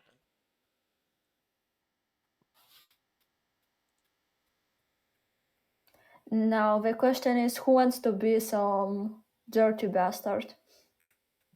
Who wants to Who wants to read a bastard? Count Toad. Yeah. Mr. Telfresh. Okay, be right back in 2 minutes.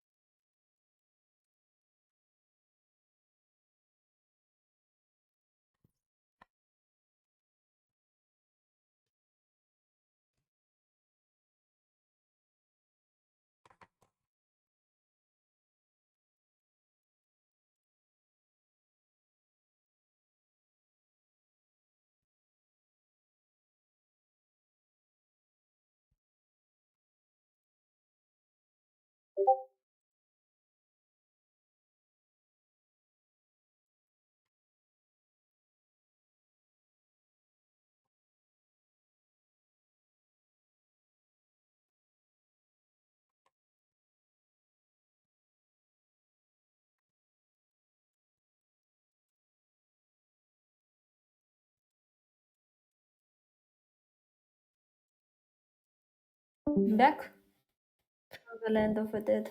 Alright. 2 chapters left. Yes, I think This is the 2 or 3. Let me check real quick. I believe this is the longest chapter.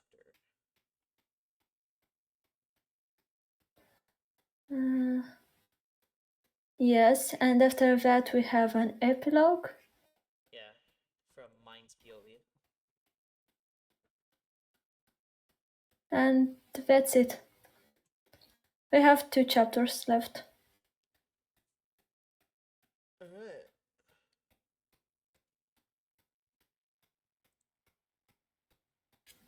Oh no. Okay. So Yay. we need a Bindewald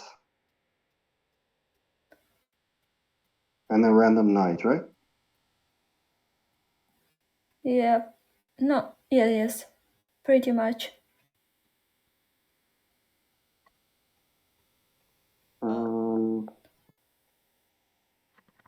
Any volunteers? Who wants to be If we evil? If we don't have enough, I'll be the random knight because I'm doing bees once. I can do Bindewald. I have no clue about the accent though, so it's probably going to be all over the place. Just sound as disgusting as possible. Bring me this guy made his kill the rest. Yes, pinch your nose too. You gotta like Bro. the full act. Okay. I'm going into that. It's going to be all over the place, but it's going to be fun. Heck yeah. Alright, so Risa, I believe you're narrating. I'm narrating the epilogue from Mind's Oh, right, perspective, okay, but I could try it. I can read. I could try it. Oh, Haremi? Or yeah, Haremi. You wanna Yeah. read? You wanna narrate? I can read now. Yeah. Alright. Just let me open here. In a minute.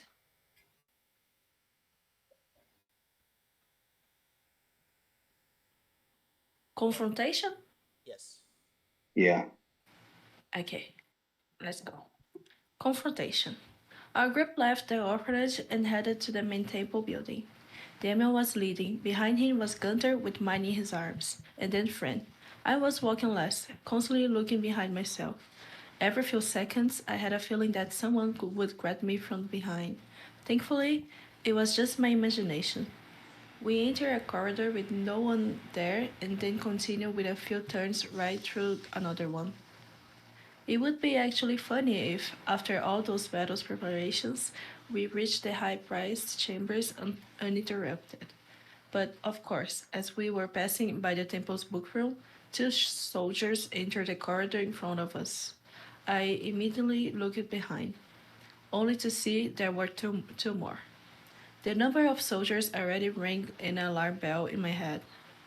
Fine, please, start the prayer. I whispered toward her. Gunther put her down, and she was chanting silently. The devouring soldiers didn't seem to react to her quiet words, which was relieving. Prayers took time. The rest of us were standing in there in silence. while the soldiers were blocking both our escape paths. Then while the soldiers were both blocking our escape paths. Then I heard a metallic sound and we were behind the barrier. I let out a relief sign. Then I stuck out my tongue at the soldiers behind us. I didn't know why, probably just my nerves. As I was eyeing them, I heard from behind me. Count Bindelwald. That's her. Oh, and the other one there as well. I turned back. I saw that the group in front of us now contained a bunch of grey shine maidens, 4 soldiers, and of course, both Bindelwald and the High Bishop. Hey, but I didn't see Jenny. After all my help, I managed to get us right into the same positions as in the story. Just doubling just doubling the number of enemies devouring soldiers. But hey, minus one gray shine maiden. Yeah, if we weren't behind the shield, we would be completely overrun by now. So much for making this easier. But the shield we had, there was one saving grace in this series of failures. While I was thinking about all these numbers, Bindelwald was trying to offer mine a contract, but she obviously refused him. Shortly after that, I watched Delia butt in, obvious to the whole situation, only to be crushed by reality. I should have done something about that. It wasn't as pretty sight seeing her holding her brother tightly with the realizations about this contract. I wanted to be back in my room and ignore all of this. Count Bindelwald. With both the Archduke and the High Priest gone, this is our best opportunity. Capture those Commoner Shrine Maidens and leave the city as soon as you can. The Count produced a grin hearing that suggestion. Bring the shrine maidens, kill the rest. Both Gunther and Damio readied their weapons. Meanwhile, all 6 enemy soldiers ran toward us. They struck almost at the same time, only for all of them to be reflected by the wind. Some of them outright fell on the ground. I was grinning. They tried to punch through the barrier a few more times, but without any success. They eventually stopped and looked with dumbfounded expressions between their weapons and the barrier. What are you doing, you idiots? The Count was yelling angrily. He took a step closer and narrowed his eyes. Maybe he wasn't certain what kind of shield this was. If it's a barrier, blast it away with your mana. He ordered eventually. Soldiers started pouring mana in their rings and then threw mana balls at us. Again, it had no effect. I watched carefully as mine was still supplying this shield. It looked good. Move away, you incompetent commoners. I will show you the real power of a noble. The Count poured mana into his ring and blasted in your directions. The shield held. Mine looked fine.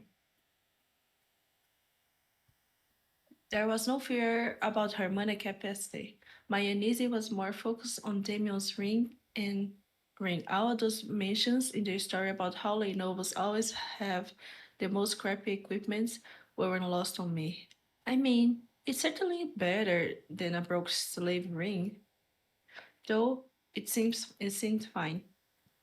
Mine looked composed, and the others inside had relieved expressions on their face. Still tense, but relieved.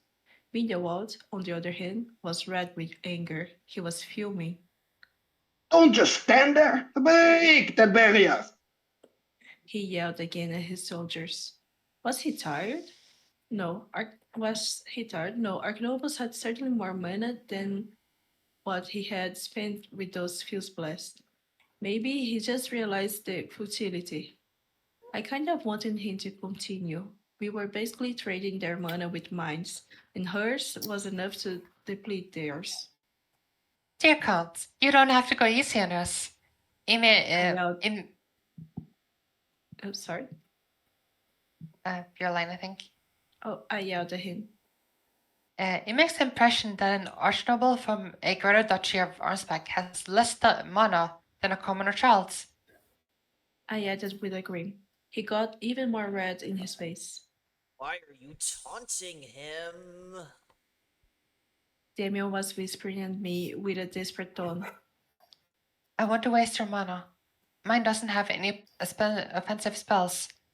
If all they would do is trade, it's a net positive for us. I whispered back while I was looking at Building Walt, who was pouring a large amount of mana in his ring. But still, we are behind the shield. We don't need that. Demio disagreed silently as we were blasted by mana from all sides. I turned to mine. How are you holding up with the shields? It's fine, I think, though Bindelwald's mana is harder to deal with. Sorry. I picked back at Demio and then I rather look away. It was awkward. Thankfully, they stopped. Bindelwald was glaring at the shield. Such quantity of mana. We need to take her. He was eyeing mana at his prey. The anger was largely gone, only the greed in his eyes remained. The High Bishop stepped beside him. Count Bindewald, I think this might be useful in dealing with our problem. He showed his hands and then opened his palm. Yes, of course. I almost forgot. Bindewald's smile was back on his face. Prepare yourself, apprentice. If that black face stone makes contact with the barrier, it will suck your mana away. Jamil warned mine as he also identified the stone in the High Bishop's hand. Bindewald heard it. He made a victorious laugh and ordered one of his soldiers to bring the stone to the barrier. Atmospheres inside of our bubble became more tense. Don't worry, mine. Just keep supplying the barrier. I whispered silently. You have enough mana to fill it. Just be careful not to overwhelm your ring. She nodded and looked back at the soldier with a black face stone.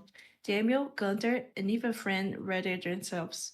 They heard me too, but they probably weren't completely convinced by what I said. But I mean, she literally made gold dust of that stone, no? I wasn't the crazy one here thinking she could do it again. The soldier extended his hand and positioned the stone near the barrier. It's sucking my mana. Mine declared, but the shield was holding. Finally.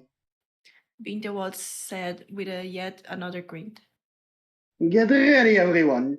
Kill them all but a blue shrine maiden. Wait, did I just move into the killed and not category? Maybe I shouldn't have taunted him. Everyone was staring at the hypnotizing black stone until a yellow crack appeared on its surface. Then it crumbled into a yellow dust. Impossible! The High Bishop and Bindewald cried at the same time. The soldier who was holding the stone had a puzzled expression on his face before he turned to their directions. At the very same moment, Gunther stepped out of the barrier and stabbed him. The other soldiers immediately jumped to attack him, but he stepped back into the barrier, and they were repelled back by the wind. One down. Nice quick thinking. I was giving a mental thumbs up, so mine's dead. Bindewald, on the other hand, looked appalled. He turned back and walked toward the great shine maidens behind him. This is ridiculous. We'll have to return with nothing but this stinky child. He ripped baby Dirk out of Delia's arms and shoved her away. She lost her balance and fell on the floor.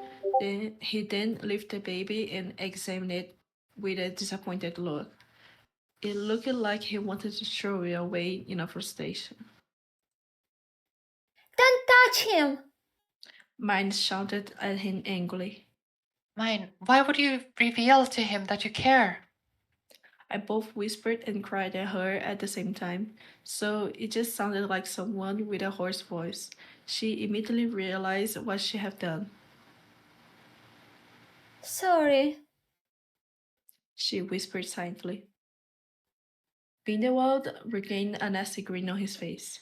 With one gesture, he ordered the soldier to get a hold of Dahlia, and then he threw Dirk at another one. Then both soldiers put knives on their necks. Dahlia had tears on her eyes, but she still focused on Dirk. No, please, somebody help him! She cried, desperate. What do you say to such pleading? Grindelwald laughed, then his eyes locked with his mind stares. Lower the shield, or they both die. All his soldiers prepared around him. Sister mine, do not put their safety above your own. Ren warned her. I know, but if I put Shutsaria's shield away, you all die. I won't do this. Her voice was full of frustrations. But this sucks!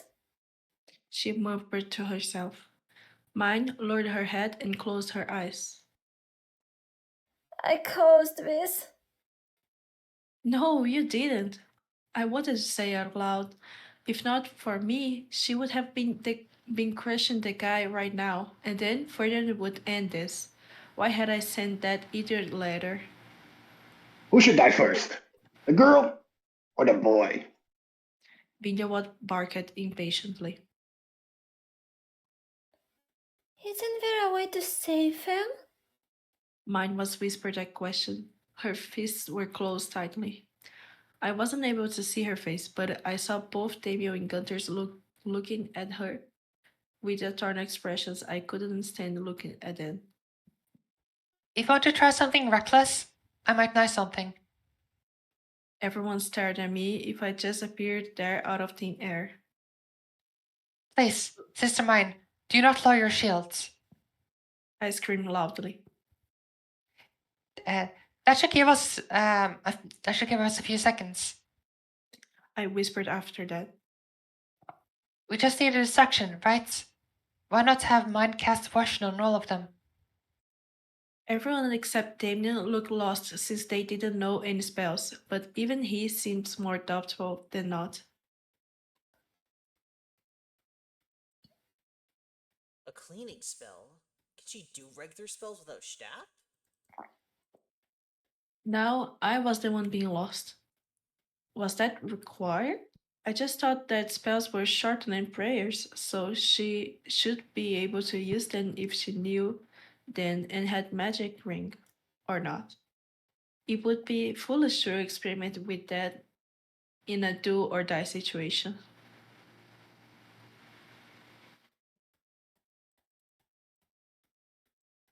Then you do it. Mine already provided mana to your high beast during spring prayer. She can do the same in this case.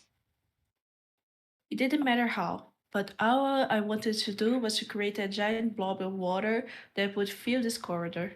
It should be unexpected enough that the enemy won't know what to do for a while.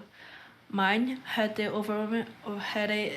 overwhelming amount of mana. Damien had the means. I yelled at Grindelwald again. Give the baby back to Delia, and sister mine will dispel the shields. I didn't even look at him for erections. I was focused on Damien and mine. This will completely depend on your speed, mine. Pour as much mana as you can. Daniel, think as big as this corridor.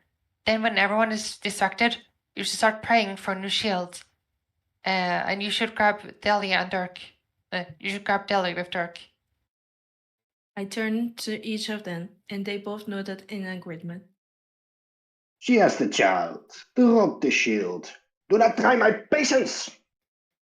I looked, and Delia was holding Dirk while one of the soldiers stood beside her.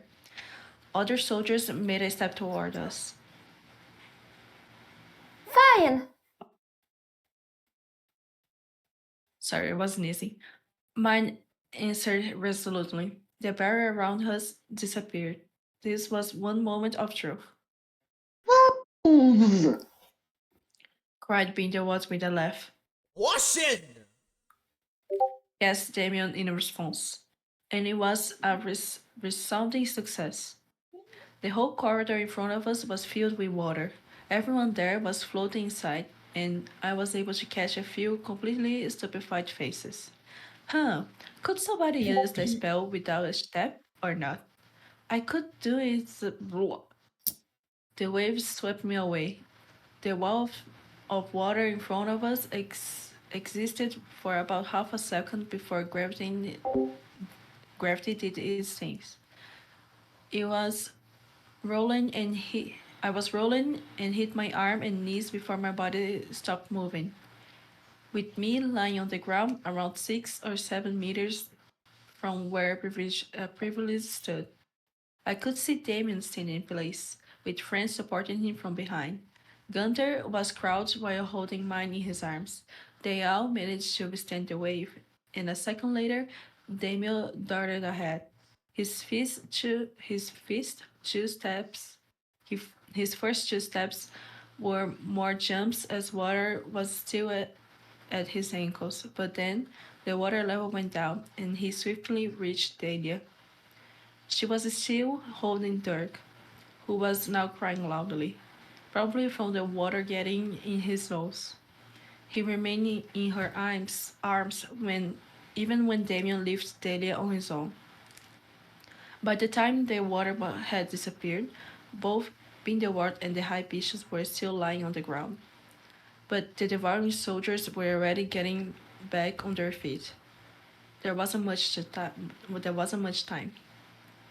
Damien turned back, and after a few steps, he had just jumped to the side to dodge a sword attack. He was holding Dahlia with both his arms, so he had no way to parry. He then circumvented another soldier and suddenly stopped. The third soldier was slashing at him, but Damien immediately jumped back to dodge it. From my position, he looked like a rugby player trying to run through the opposing team and scoring a point. Gunther and Friend were standing in front of mine, who was now changing another player for protection. Only one soldier was trying to get them. The rest were focused on Damien. He, meanwhile, managed to spin around another enemy and then kicked his colleague behind him. That was when a big ball of mana flew by him. Bindebot managed to get into a sitting position, and now he was blasting mana in frustration. Damien jumped to the side to get the enemy soldiers in between himself and Bindewald. Their master didn't care. He blasted one of them and slightly burned Damien on his leg. The leg didn't look too bad, but his movement would suffer. Mind saw that and continued prayer with much louder voice. She was almost finished. It immediately caught Bildewald's eyes as he poured mana in his ring to target her. At the same moment, Gunther kicked back the one soldier that was attacking them. The soldier fell into another one who was standing between Damien and them. He cleared a path for Damien, but he also unfortunately uncovered mine, who was now in Bindewald's line of sight. The Count threw a large mana ball towards her, only for Damien to jump in front of her and take the full blast on his back as he still shielded Dahlia and Dirk in his arms. That amount of damage caused him to collapse unconscious. Both Friend and Gunther supported him, so he didn't fall on the floor. Dahlia did on her butt, but she still managed to hold the baby, so no harm came to Dirk. And then, finally, the metallic sound of the shield could be heard. I wanted to do a fist pump in victory, but I promptly realized that I was outside of the safety circle. Thankfully, all the enemy soldiers were grounded on the other side when they went after Damien. So my path was clear. Then someone grabbed me from behind. I found you. A delighted melodic voice spoke from behind me. It was Jenny. I tried to struggle, but I had the body of a child, so she was stronger. Did you really think I would ever go back to the orphanage? She was asking with a mocking voice, but I didn't really pay her any attention. I was more focused on the enemy soldiers who were looking this way. I didn't really feel betrayed since I never put my trust in her to begin with. It was more frustrations on how little my efforts with her accomplished. And maybe the fact that I wasted an equivalent of my monthly salary to bribe her with something nice. Give my paper, give back my paper. Some soldiers began to walk toward us. That instantly erased all such thoughts. I was pulling and jerking, but to no avail. And since I couldn't see her, I couldn't crush her. The grip on me was strong, but unlike mine, I wasn't too sick and weak to continue struggling. Remy, And your voice is like glitching out. It sounded oh, robotic. sorry. It just fixed. Yes. Sometimes that happened with my software. Sorry. Where was it? Oh, okay. I couldn't crush her. The grip on me was strong, but unlike mine, I wasn't too sick and weak to continue struggling, and I freed one of my hands. And more importantly, unlike mine, I always had my knife under my robe. I stabbed Jenny in her hand. She shrieked and let me go. Once my feet touched the floor, I ran towards Sadia's shield. But my path was blocked by the first soldier who walked around it. I wasn't a trained knight like Damien, so I couldn't just zigzag around him.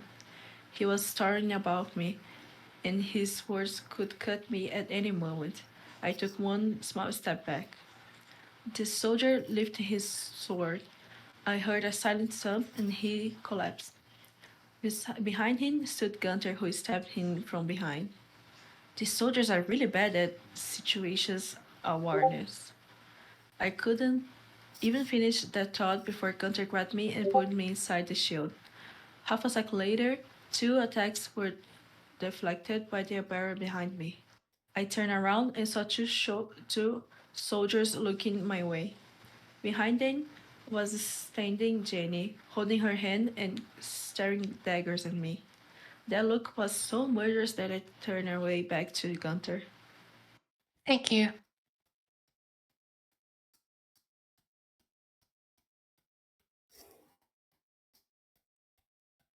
Gunther? Oh, Uh, I will read that. I will read that. Don't worry about it. I didn't want to celebrate prematurely, but this was it, right? Unless the enemy could get the idea to go to the orphanage and grab more children, they had no leverage on us. We could just stare at each other until the knights arrived. put away your weapons. And almost like a reply to my thoughts, the first two knights arrived in the corridor. Great! We don't even have to wait, I celebrated. Mine had a cushion in one, and all she had done was stay behind the shield, which meant everyone around us could fully focus on the trespassing of Biddenwald and the fake permit in his possession. I almost wanted to wave them goodbye. The High Bishop looked at them in panic. Knights, arrest those commoners! They attacked an archnoble from a greater duchy. This could cause a diplomatic incident. Or they could just lie. It didn't actually matter what had happened. Well, we were still behind the shield at last, and those two knights looked a little confused by the High Bishop's words, so they weren't yet antagonizing toward us. I tried to think about the way out. Mine was the one who responded first. But we were just standing behind this barrier. She tried to argue, but she was immediately cut short. Silence, commoner! How do you explain my debt cards? Bindewald exclaimed sharply. Problem was that even arguing with a noble could be considered an offense that could be punished by death. There wasn't really a point to argue if that led to the same outcome. And it wasn't a good sign that the knights were unconscious, pointing their weapons against us. The highest status of our group belonged to Damien, since I had no gracious screwed up mine adoption. Yeah, since I had so graciously screwed up mine's adoptions. Trying to use the authority of a lay noble wasn't exactly great, but it was the only card we could play. I turned the two knights and put the most innocent voice I had capable of doing. I apologize.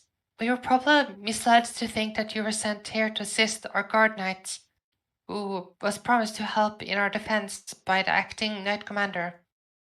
As you can see, he was injured gravely. They listened to me. There was a win on itself. So they just shouted at me, "Silence, commoner," and then we would have a problem. Though their weapons still pointed at us. They probably didn't want to point them as someone of higher status. Do you want to follow up on the words of some lay knight who caused an incident with an archnoble from a greater duchy? Take the commoners! The high bishop was just repeating himself. He probably didn't have anything else up his sleeve. But it was still enough for the knights to show unease and keep their weapons pointed at us. It was frustrating how fearful they actually were, but maybe I could use it. I would like to correct the misunderstanding. He is not a knight, he is an apprentice knight. Bindeward burst into laughter, and the high bishop relaxed with a big smile. I continued with my fake worry on my face. He was punished severely and demoted for failing his duty. He was given an order by superiors. But sadly, a high-ranking noble pressured him to do otherwise. Such an unfair fate. Losing his fiancée, his stature, his income, and almost his head, and only because he couldn't stand his ground and call for assistance of someone of higher status. I sighed restfully. The realization was showing on their face. One of the knights took his orders and started to say a message to their superior. He couldn't be far, since we asked them to come to the temple. Bindewald frowned and tried to leave, but the other knight stopped him. The divine soldiers didn't move, so their master probably still thought he could save it with his status. And I hated the fact that he could be right. He might play dumb about the permit, which in that case was the problem of those who gave to him, and we were still commoners. More knights arrived on the scene, and then finally I saw Ferdinand walking in. He ignored both the High Bishop and Bindeward and headed right towards our shield. Can we just stay inside indefinitely? I was wishing silently.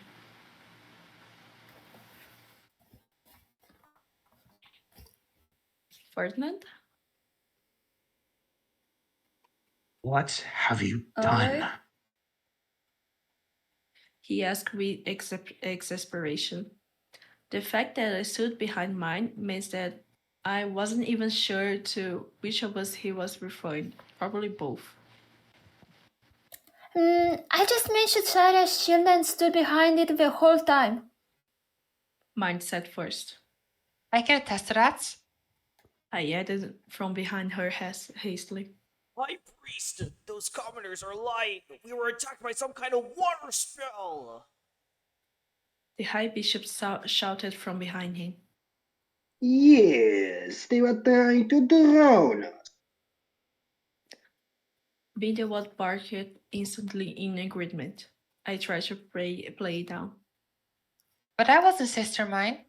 That was Lord Admiral using a cleaning spell to clean the corridor.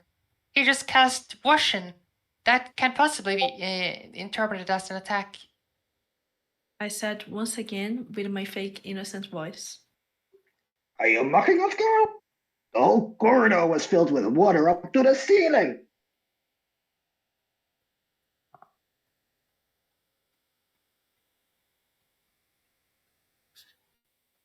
But Count Binderwald, you heard the word that Damiel uttered when casting, did you not?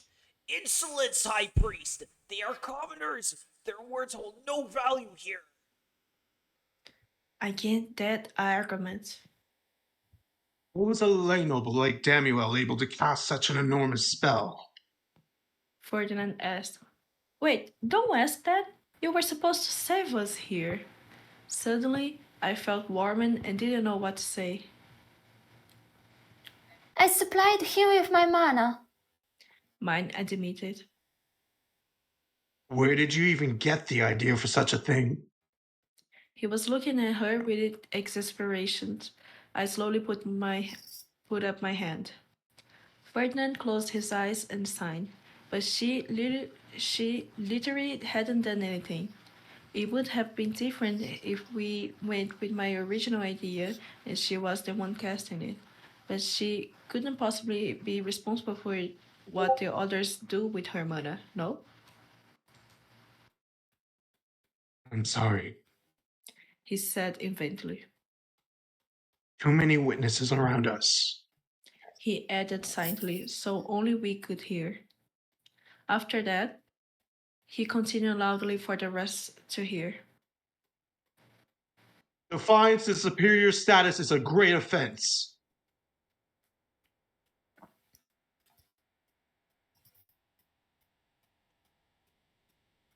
High Bishop? Certainly. Agreed the High Bishop. I see the people in Ehrenfest know the proper way after all. Binderwald's followed with an even louder voice. He took the attentions of all knights.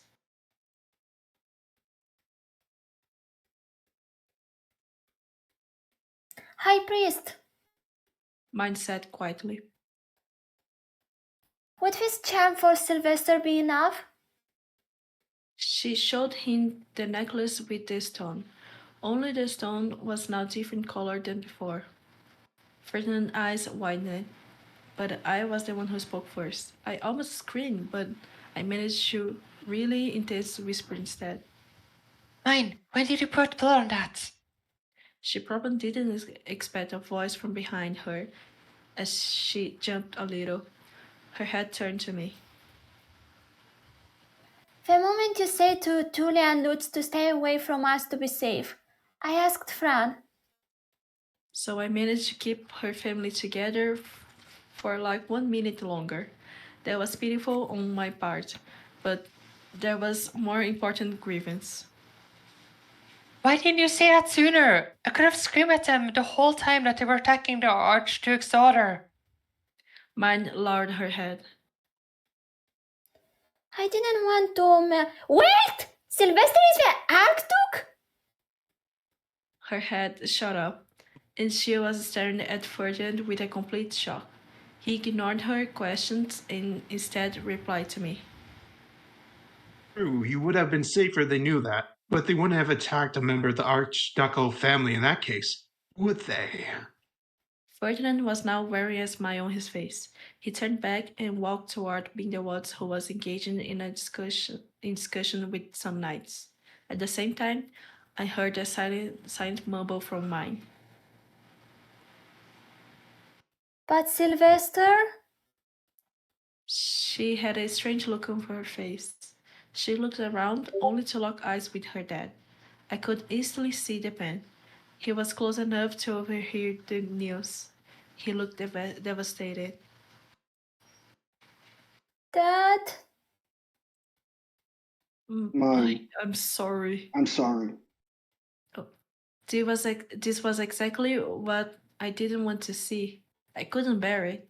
I wanted to leave. I technically could leave the barrier. It wasn't like it was an impenetrable wall for those inside, but it felt unsafe. So I rather focused my attentions on those in front of us. Ferdinand was goading Binderwald with questions about how he put the shrine maiden in her place. And he was happily digging his own grave as he boasted about how he had almost killed her with his great mana. But the pathetic lay noble had jumped in front of her, all while the knights around him listened. Finally, Sylvester arrived. Everybody in the corridor knelt, even a confused Binderwald. The Archduke had a short conversation with Ferdinand, and I knew from that moment that we were fine. Sister mine, you can put the shield away. Fran whispered at her. Our safety bubble was gone.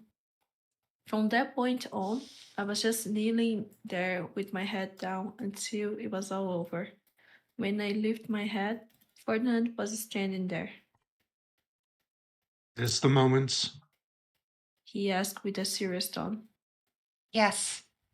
I nodded. Very well. I will call for you. He ordered one knight with green hair to watch me and then sent me to my room.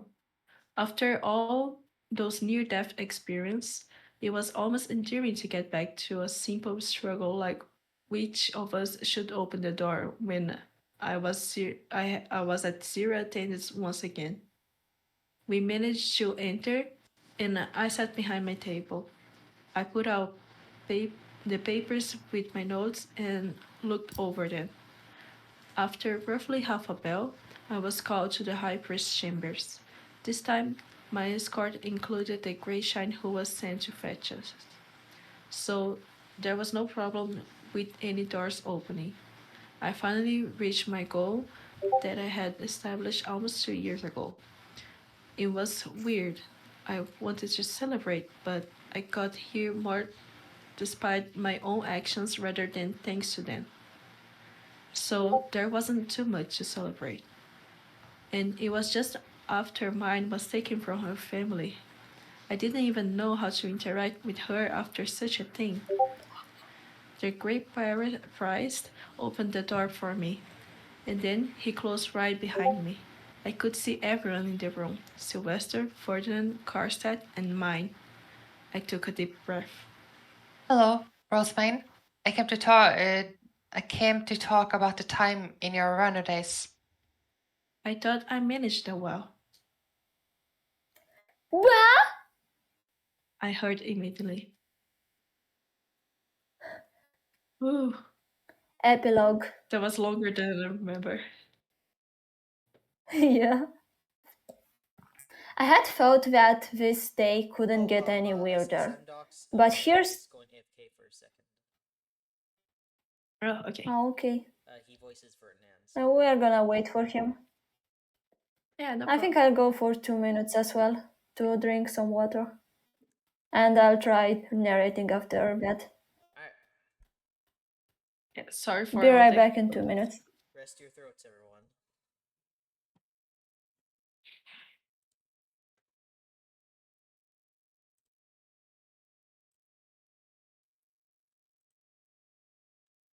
I actually left like midway through the chapter to get a drink. I noticed a time that I was exercising my lips and then my mic was on and I was oops. I didn't mean to do that, sorry. That's alright.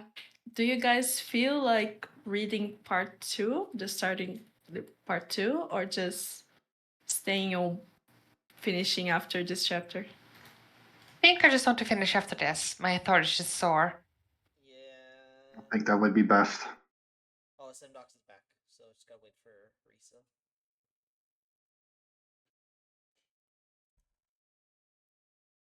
We did roughly like 50 pages. Yeah, like the. How did you guys did half on the first day? Yeah, but the first day was quite a long session. Yeah, we had more people to read. Oh. The chapters in like the beginning are also pretty like shorter compared to the later ones. Yeah, even though we read halfway through on the first one, we were only reading for about 3 hours. Yeah, and that's about how long we've been reading this time. We spent like the first hour just trying to like set up the roles, and then afterwards, Yep. we spent Actually, like 5 hours talking. yeah, I remember that we start actually reading after like an hour or so. Oh. Well, good thing that I have everything noted now. Okay, An absolute so godsend. can we start? Lisa can Yes. start. Epilogue. I had thought this day couldn't get any weirder. But here stood a weird girl, casually mentioning my name from my previous life as if it was the most normal thing. It was unsettling, and she even addressed me by my new name. How did she know already? How did she always know these things? Then another question popped up in my head. Do they ever see me this way when I talk? It was hard to concentrate with that thought in mind. Hey, isn't this Uncle's Shrine Maiden? Sylvester asked with a tinge of suspicion.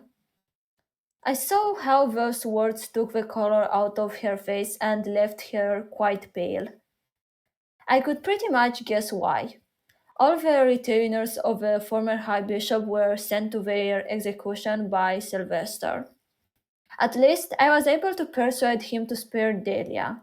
After all that suffering that Daniel had to push through to save her, I wasn't going to let it get wasted. Indeed, she was recruited by him to spy on Rosamine. The high priest, should I start calling him Ferdinand, was adding to Sylvester's suspicion, but he was saying that with a little smile. Was he just messing with them? He had been always so serious if he didn't feel right. Mila looked terrified though. When I first learned about her, Benno told me to avoid her. Mark, on the other hand, said she wasn't a threat, and then told me to avoid her. It was actually the High Ferdinand who brought her with us on the Trombe mission. So I thought she had his approval, but that wasn't the case. I was lectured thoroughly by him after he found out about her visit in my chambers during the winter, even though it wasn't my fault. Only for him to bring her again during the dedication ritual, and then reprimanding me again for trying to talk to her there. I was utterly confused. Ferdinand, meanwhile, introduced Mila to Sylvester and Karstedt. That act brought back some color to her face. She probably no longer feared execution.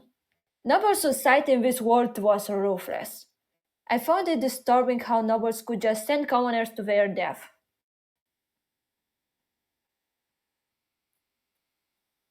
Ferdi?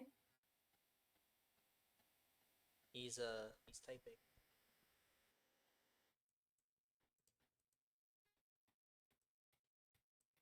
Believe she could be useful to us, just like Rosamine. Ferdinand was talking about Mila, while Sylvester was observing her from various angles with excitement. He looked like a boy who was guessing what Christmas present was hidden in a wrapped box. Does she also possess a large quantity of mana like her? Sylvester guessed. Not really. Judging by her efforts during the dedication ritual, she is on par with lay nobles. Ferdinand explained. Yeah, I remember her zombie face after her first offering with us. It was a terrifying sight. Oh, so she knows something interesting. I could see a grin on Sylvester's face. He completely abandoned his serious facade after the introductions. Ferdinand was watching Mila from behind. Why don't you tell it yourself? He prodded her and she nodded in agreement, but then she paused for a moment. Was she looking for the right words? Just like Rosamine, I remember my past life. I came from a very similar world to hers. My jaw dropped. Sylvester was smiling with excitement, and Ferdinand was for some reason frowning. You didn't tell me this. He complained. There's more? Sylvester's expectations were rising even more. Meanwhile, I managed to close my mouth. My shock was slowly changing into excitement. There was actually someone over by me who got into his world. I'm sorry, I didn't want to create even more confusion. Mila was apologizing to Ferdinand, but Sylvester got between them. What else then? Since this is a private conversation, may I speak normally? She was asking if she could drop her polite speech. I didn't actually think about it too much. But this whole time I was engaged in an unfiltered conversation with high ranking nobles. Though I was going to be one as well, so it didn't really count for me. Sure, why not? Sylvester allowed it without a second thought, and Mila dropped yet another bomb. I told Ferdinand that I had a series of dreams that depicted Roseman's future, though I inspired myself with the whole "my knowledge comes from the dream world" excuse. In reality, I read it in a book. A book? I suddenly regained my focus. Yes, more like an autobiography. Roughly 80% was Roseman's perspective, and the 20% was from the perspective of various people around here, so the readers could find about the events that she didn't attend. A book depicting my future, I mumbled to myself. It sounded so unbelievable, but this was a fantasy world after all. No, she said she also came from a different world. Would I even want to read a book about my future? Am I kidding? Of course I would want to read it. The catch is, I only got roughly through half the book before I appeared here, so I don't know how it ends. There was a clear regret in her voice. Strictly speaking, not knowing the outcome at the end meant that it was probably harder to take advantage of such knowledge. But isn't that a good thing? Are all those unknown possibilities? I tried to spin it in a good way, but I was immediately shot down by her. Not with your lifestyle. When every part of the book ends with you almost dying, getting kidnapped, or both. I couldn't argue with that. Not on the same day I had almost gotten kidnapped. So, what is the warning for Rosamond you mentioned during our discussion regarding this? Ferdinand went straight to the point. He wasn't absorbed in the revelation at all. There was his sense of wonder, but he must have been referencing some post conversation between them. I tensed. Warning means something bad was on the horizon. And I had already lived through quite a lot, including my family being taken from me. I didn't even want to think about it. Will something happen to my family? I asked reflexively. If you mean your family from the lower city, then no. They will all be fine at this point. I was pulled away. They were all fine at the point I was pulled away from my reading. Was a relief. Sylvester, on the other hand, narrowed his eyes at her. Why would he not be glad about that? All right, he's going to be my family. Since Mila specified my lower city family, he was probably thinking about his. Where should I start? Mila talked to herself. Then she sat down near me and looked at some pieces of paper. You will get a medical checkup by Ferdinand to uncover what causes your weak health, and he will find out what was caused by you. And he will find out that it was caused by you dying and your man hardening. Makes sense, I replied casually, but that immediately caused Sylvester to bark at me.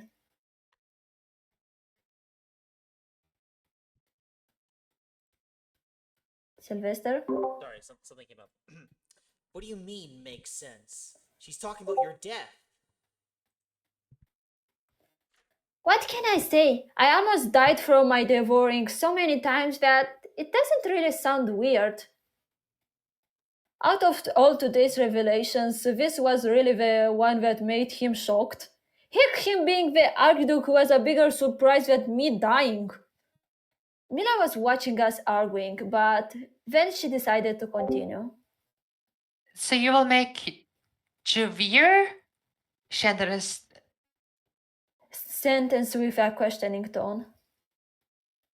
What do you call the potion that heals Noble from fatal injuries? Jureva. Ferdinand replied as a matter of fact. But that was also a big thing, no? There was an actual healing potion that could make me healthy. I thought that was pretty important, but the others regarded that without my enthusiasm. Was it that mundane? Ah, I almost had it. Mila sighed with a tiny bit of satisfaction. Then she turned back to me. Rosemine, the revive is made from ingredients from all seasons, so it will take you at least a year to gather them all. She was explaining it to me because I was the only one in the room who didn't know what a jurive was. It was actually nice when someone took their time to explain the noble's knowledge instead of just acting annoyed that I didn't have common sense. Wait, was she explaining it to me because she had read in the book that I didn't know this? Does she know what I am thinking? I was totally not focused on what she was saying. Your first gathering during the autumn will be unsuccessful. You will be gathering through. Mila sighed again. As she was distracted, I picked at the sheet of paper in front of her. Wow! Those are letters from my world! When she had said she was from a very similar world, I wasn't thinking they would be this similar. It was a foreign language and I didn't have a dictionary on me, but I could recognize certain words. Meanwhile, Mila was once again asking Ferdinand for help. What do you call fey plants that absorb mana from the moonlight and a high purity of wind? Something on Rula. Ferdinand answered with a flat expression.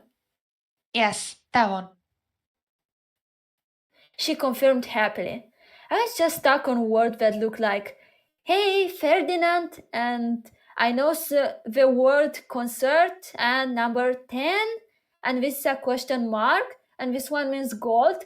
And before there is large, right? After large coffee, large means big. Ferdinand concert 10 large golds? I muttered the whole entry as it was written. Mine! Don't read it out loud! Mila was completely startled by me reading it. She even messed up my name. What did I do? Wasn't she talking about events from that sheet of paper anyway? What did she say? That first word sounded like Ferdinand, right? Sylvester was eyeing her for answers when he picked the piece of paper for himself. Right, I just tried to pronounce these words as they were written. It must have sounded like gibberish to them. Sylvester was still looking at it, and both Karstead and Ferdinand stared from the side as well. It's written in a language from my world, so only Roseman and I can read it. All three men were trying to decipher it anyway, but eventually Sylvester gave it back. It's basically a bunch of unfiltered reference points on everything I was able to recall during the winter. Though I would like to add full descriptions. So if you want to donate more paper my way, I could expand it. I already spent most of my salary on paper, so I'm currently broke. At this point, her stare was just slowly pushing it out direction as to say, "It's your time to fund it now." And why didn't you want her to read it out loud? Ferdinand asked. Mila bit her lip and paused for a moment. Then her sight fell on Sylvester and she turned back to Ferdinand. Do you want your older brother to have a peek at some random snippets of your thoughts, memories, and secrets? While Ferdinand didn't really show it, I had a feeling that he wasn't exactly enthusiastic about that proposition. Sylvester, on the other hand, was staring at him with a grin. And that goes for each of you. Do you want the others to know your internal monologue? They all looked uncertain. I could see the biggest change on Sylvester's face. He had a completely impish attitude at one moment, and then immediately a stone-faced expression during the next one. He probably remembered something embarrassing that he didn't want others to know. Although this is mostly unfair to Rosamine since the majority of it's from her perspective. I gulped. I did call Sylvester an adult-sized elementary schooler, and there was probably more than I couldn't recall at the moment. About each man in the room. It would certainly not be a good for relationships here if all our cards were suddenly on the table. But isn't it a problem that you alone had access to our privacy? Ferdinand was giving her a stern look. But he was right. At the moment, she knew our secrets. That was disconcerting. She could just manipulate her way by knowing what we wanted. Though it was not hard to figure out what I wanted. If she offered me more books, I wouldn't even mind. What is your end goal? Ferdinand crossed his arms and rested against his chair. He was ready to listen. Mila didn't look sure at all. I spent so much time getting to this point that I hadn't thought much about it yet. Her eyes were wandering around the room until her eyes met with mine. Unlike Rosamine, I'm not good at pumping out revolutionary products off the top of my head. She sounded apologetic, but it isn't like I am thinking of this idea. It's all just stuff that I remember from my past life. There wasn't anything revolutionary in them. And outside of printing, those were all just things that people in my past life created as a hobby. It's like, imagine that you will get transported to a world without any magic. All of your current knowledge is useless. Now, go and be successful. Could any of you recreate paper baking in that world? Could you make the concept? You know the concept, right? It's made for trees, but could you create it or recreate it? Well, that's me. Mila sounded frustrated at the end. Had she tried coming up with something and it didn't pan out? Thankfully, I had knowledge of paper making, but I hadn't known specifics apart from a general it's plant paper, then it would have been painful to make a prototype. Would I be even able to convince Benno to help me develop it with such a vague proposition? So I thought I could just piggyback off the success of the printing industry. I know that it will be successful, so I would like to help that. Sylvester wanted to make it a government supported Dutch wide industry. From my past memories, I knew the impact of printing on history, so it wasn't really hard to predict that it would be successful. But still, it was really reassuring knowing for a fact that it would be successful because that basically guaranteed it a steady stream of books in this world. That motion made me warm and fuzzy inside. Meanwhile, Mila ended her speech. If you're asking me about my end goal, it's probably a safe and comfortable life. As she said it, Ferdinand closed his eyes. He was definitely thinking something. We can work with that. He said under his breath. Then he opened his eyes. Now, let us return to your warning before Rosamine disrupted that conversation. What, me? You are acting as this was just some unimportant tangent? You also wanted to know. Also, what were we talking about? Right. Mila turned my way. Since you almost died so long ago, you need a high quality potion. Need a high quality potion with high quality ingredients. So you will need to go on the night of Shitsaria, but during that night, there is such a concentration of mana that it has unforeseen effects.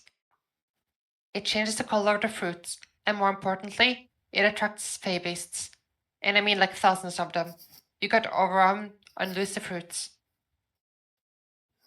The idea of 1,000 Fabers rushing my way didn't sound appealing at all. Couldn't somebody else gather it instead of me?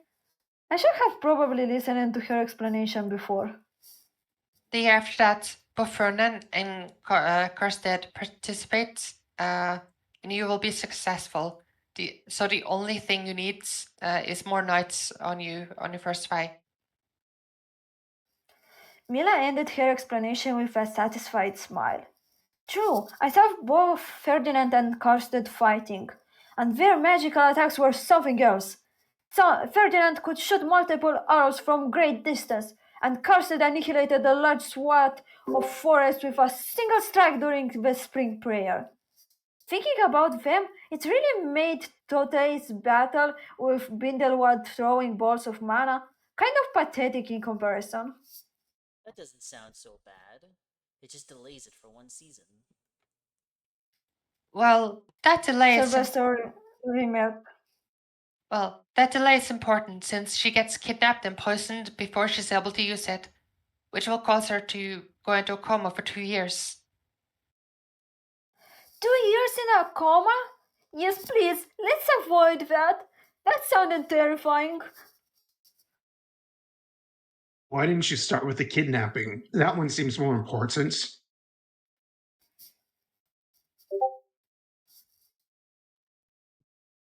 Ferdinand chastised her. I wanted to go. I wanted to do it I wanted to do it chronologically, so you can see the cause and the effects. Mila tried to argue. But the kidnapping obviously isn't caused by your delay of Drave. That's just a matter of timing. You want to avoid the kidnapping, no? Ferdinand began rubbing his temples. He looked tired. Yes. Mila said, completely deflated. She couldn't exactly argue with Ferdinand there. He watched her dejected expression and then prompted her again. So start at the beginning of that.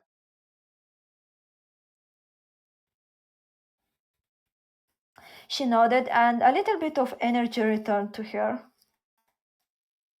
Okay, so today you locked Bindewall into a cell, but he came to this duchy with a bunch of Drawling soldiers, and those are still. I didn't actually know this was heading, but as I was listening in, I could see Ferdinand counting quite a plan.